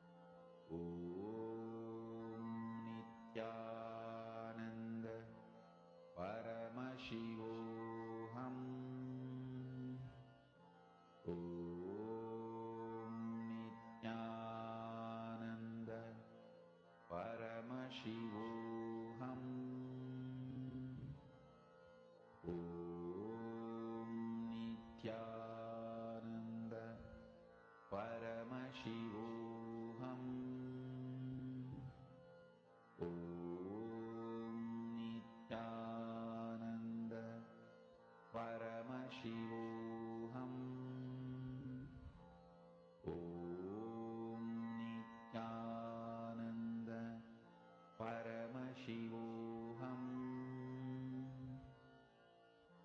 Om Nithyananda Paramashivoham. Om Nithyananda Paramashivoham. Om Nithyananda Paramashivoham. Om Nithyananda Paramashivoham. Om Nithyananda Paramashivoham. Om Nithyananda Paramashivoham. Om Nithyananda Paramashivoham. Mahamahavagya, spiritual lullaby for samadhi, and Suprabhatam, wake up call, wake up song for Paramashiva. This Mahamahavagya is spiritual lullaby for you to fall into samadhi. Suprabhatam, wake up song for Paramashiva to wake up in you. Just remember this one powerful cognition. This Mahamahavagya puts me in samadhi. This is spiritual lullaby for samadhi. And Suprabhatam, wake up song for Paramashiva in me. For Paramashiva to manifest. With this one spiritual powerful cognition, chant this Mahamahavagya.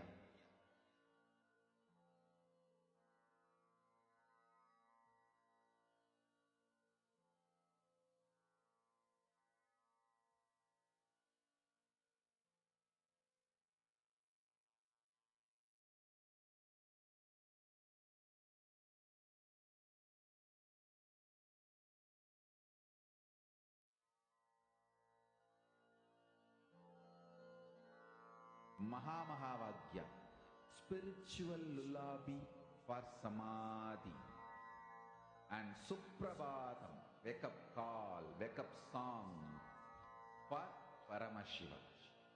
For Paramashiva to manifest. With this one spiritual powerful cognition, chant this Mahamahavagya.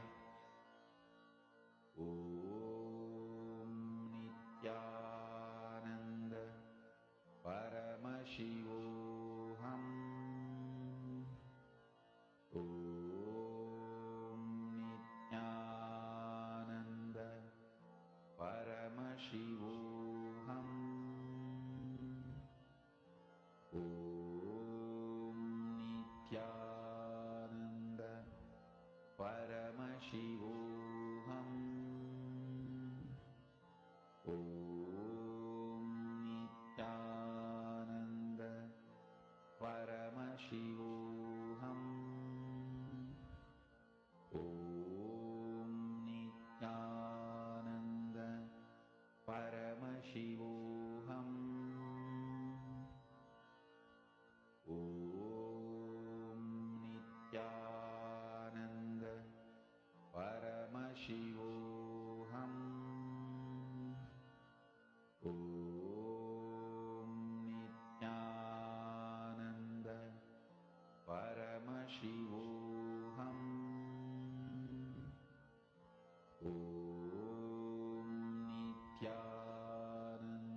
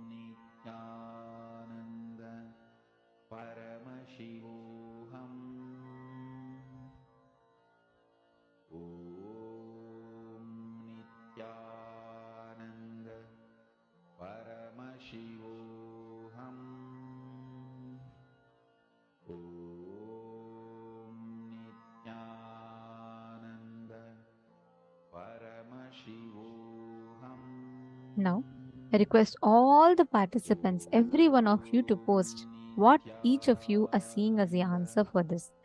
See, post anything, whether you are seeing it as just a picture, or sometimes you're seeing is particular numbers, whatever you're seeing, just go ahead and post it.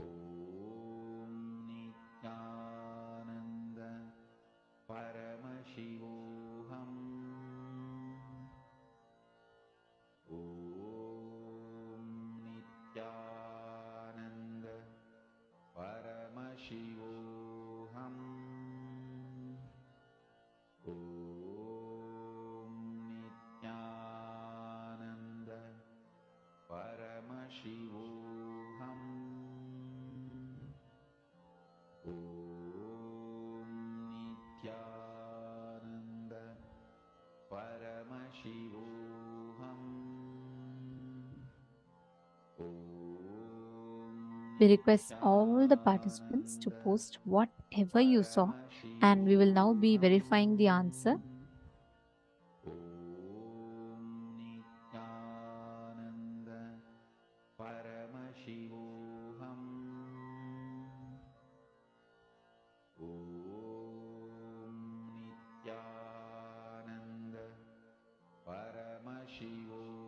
So the answer for this place is Greenwich. This is a Greenwich village, which is in the southeast of London in England, and within the ceremonial country of Greater London. It is situated 5.5 miles, which is 8.9 kilometers east of the Charing Cross.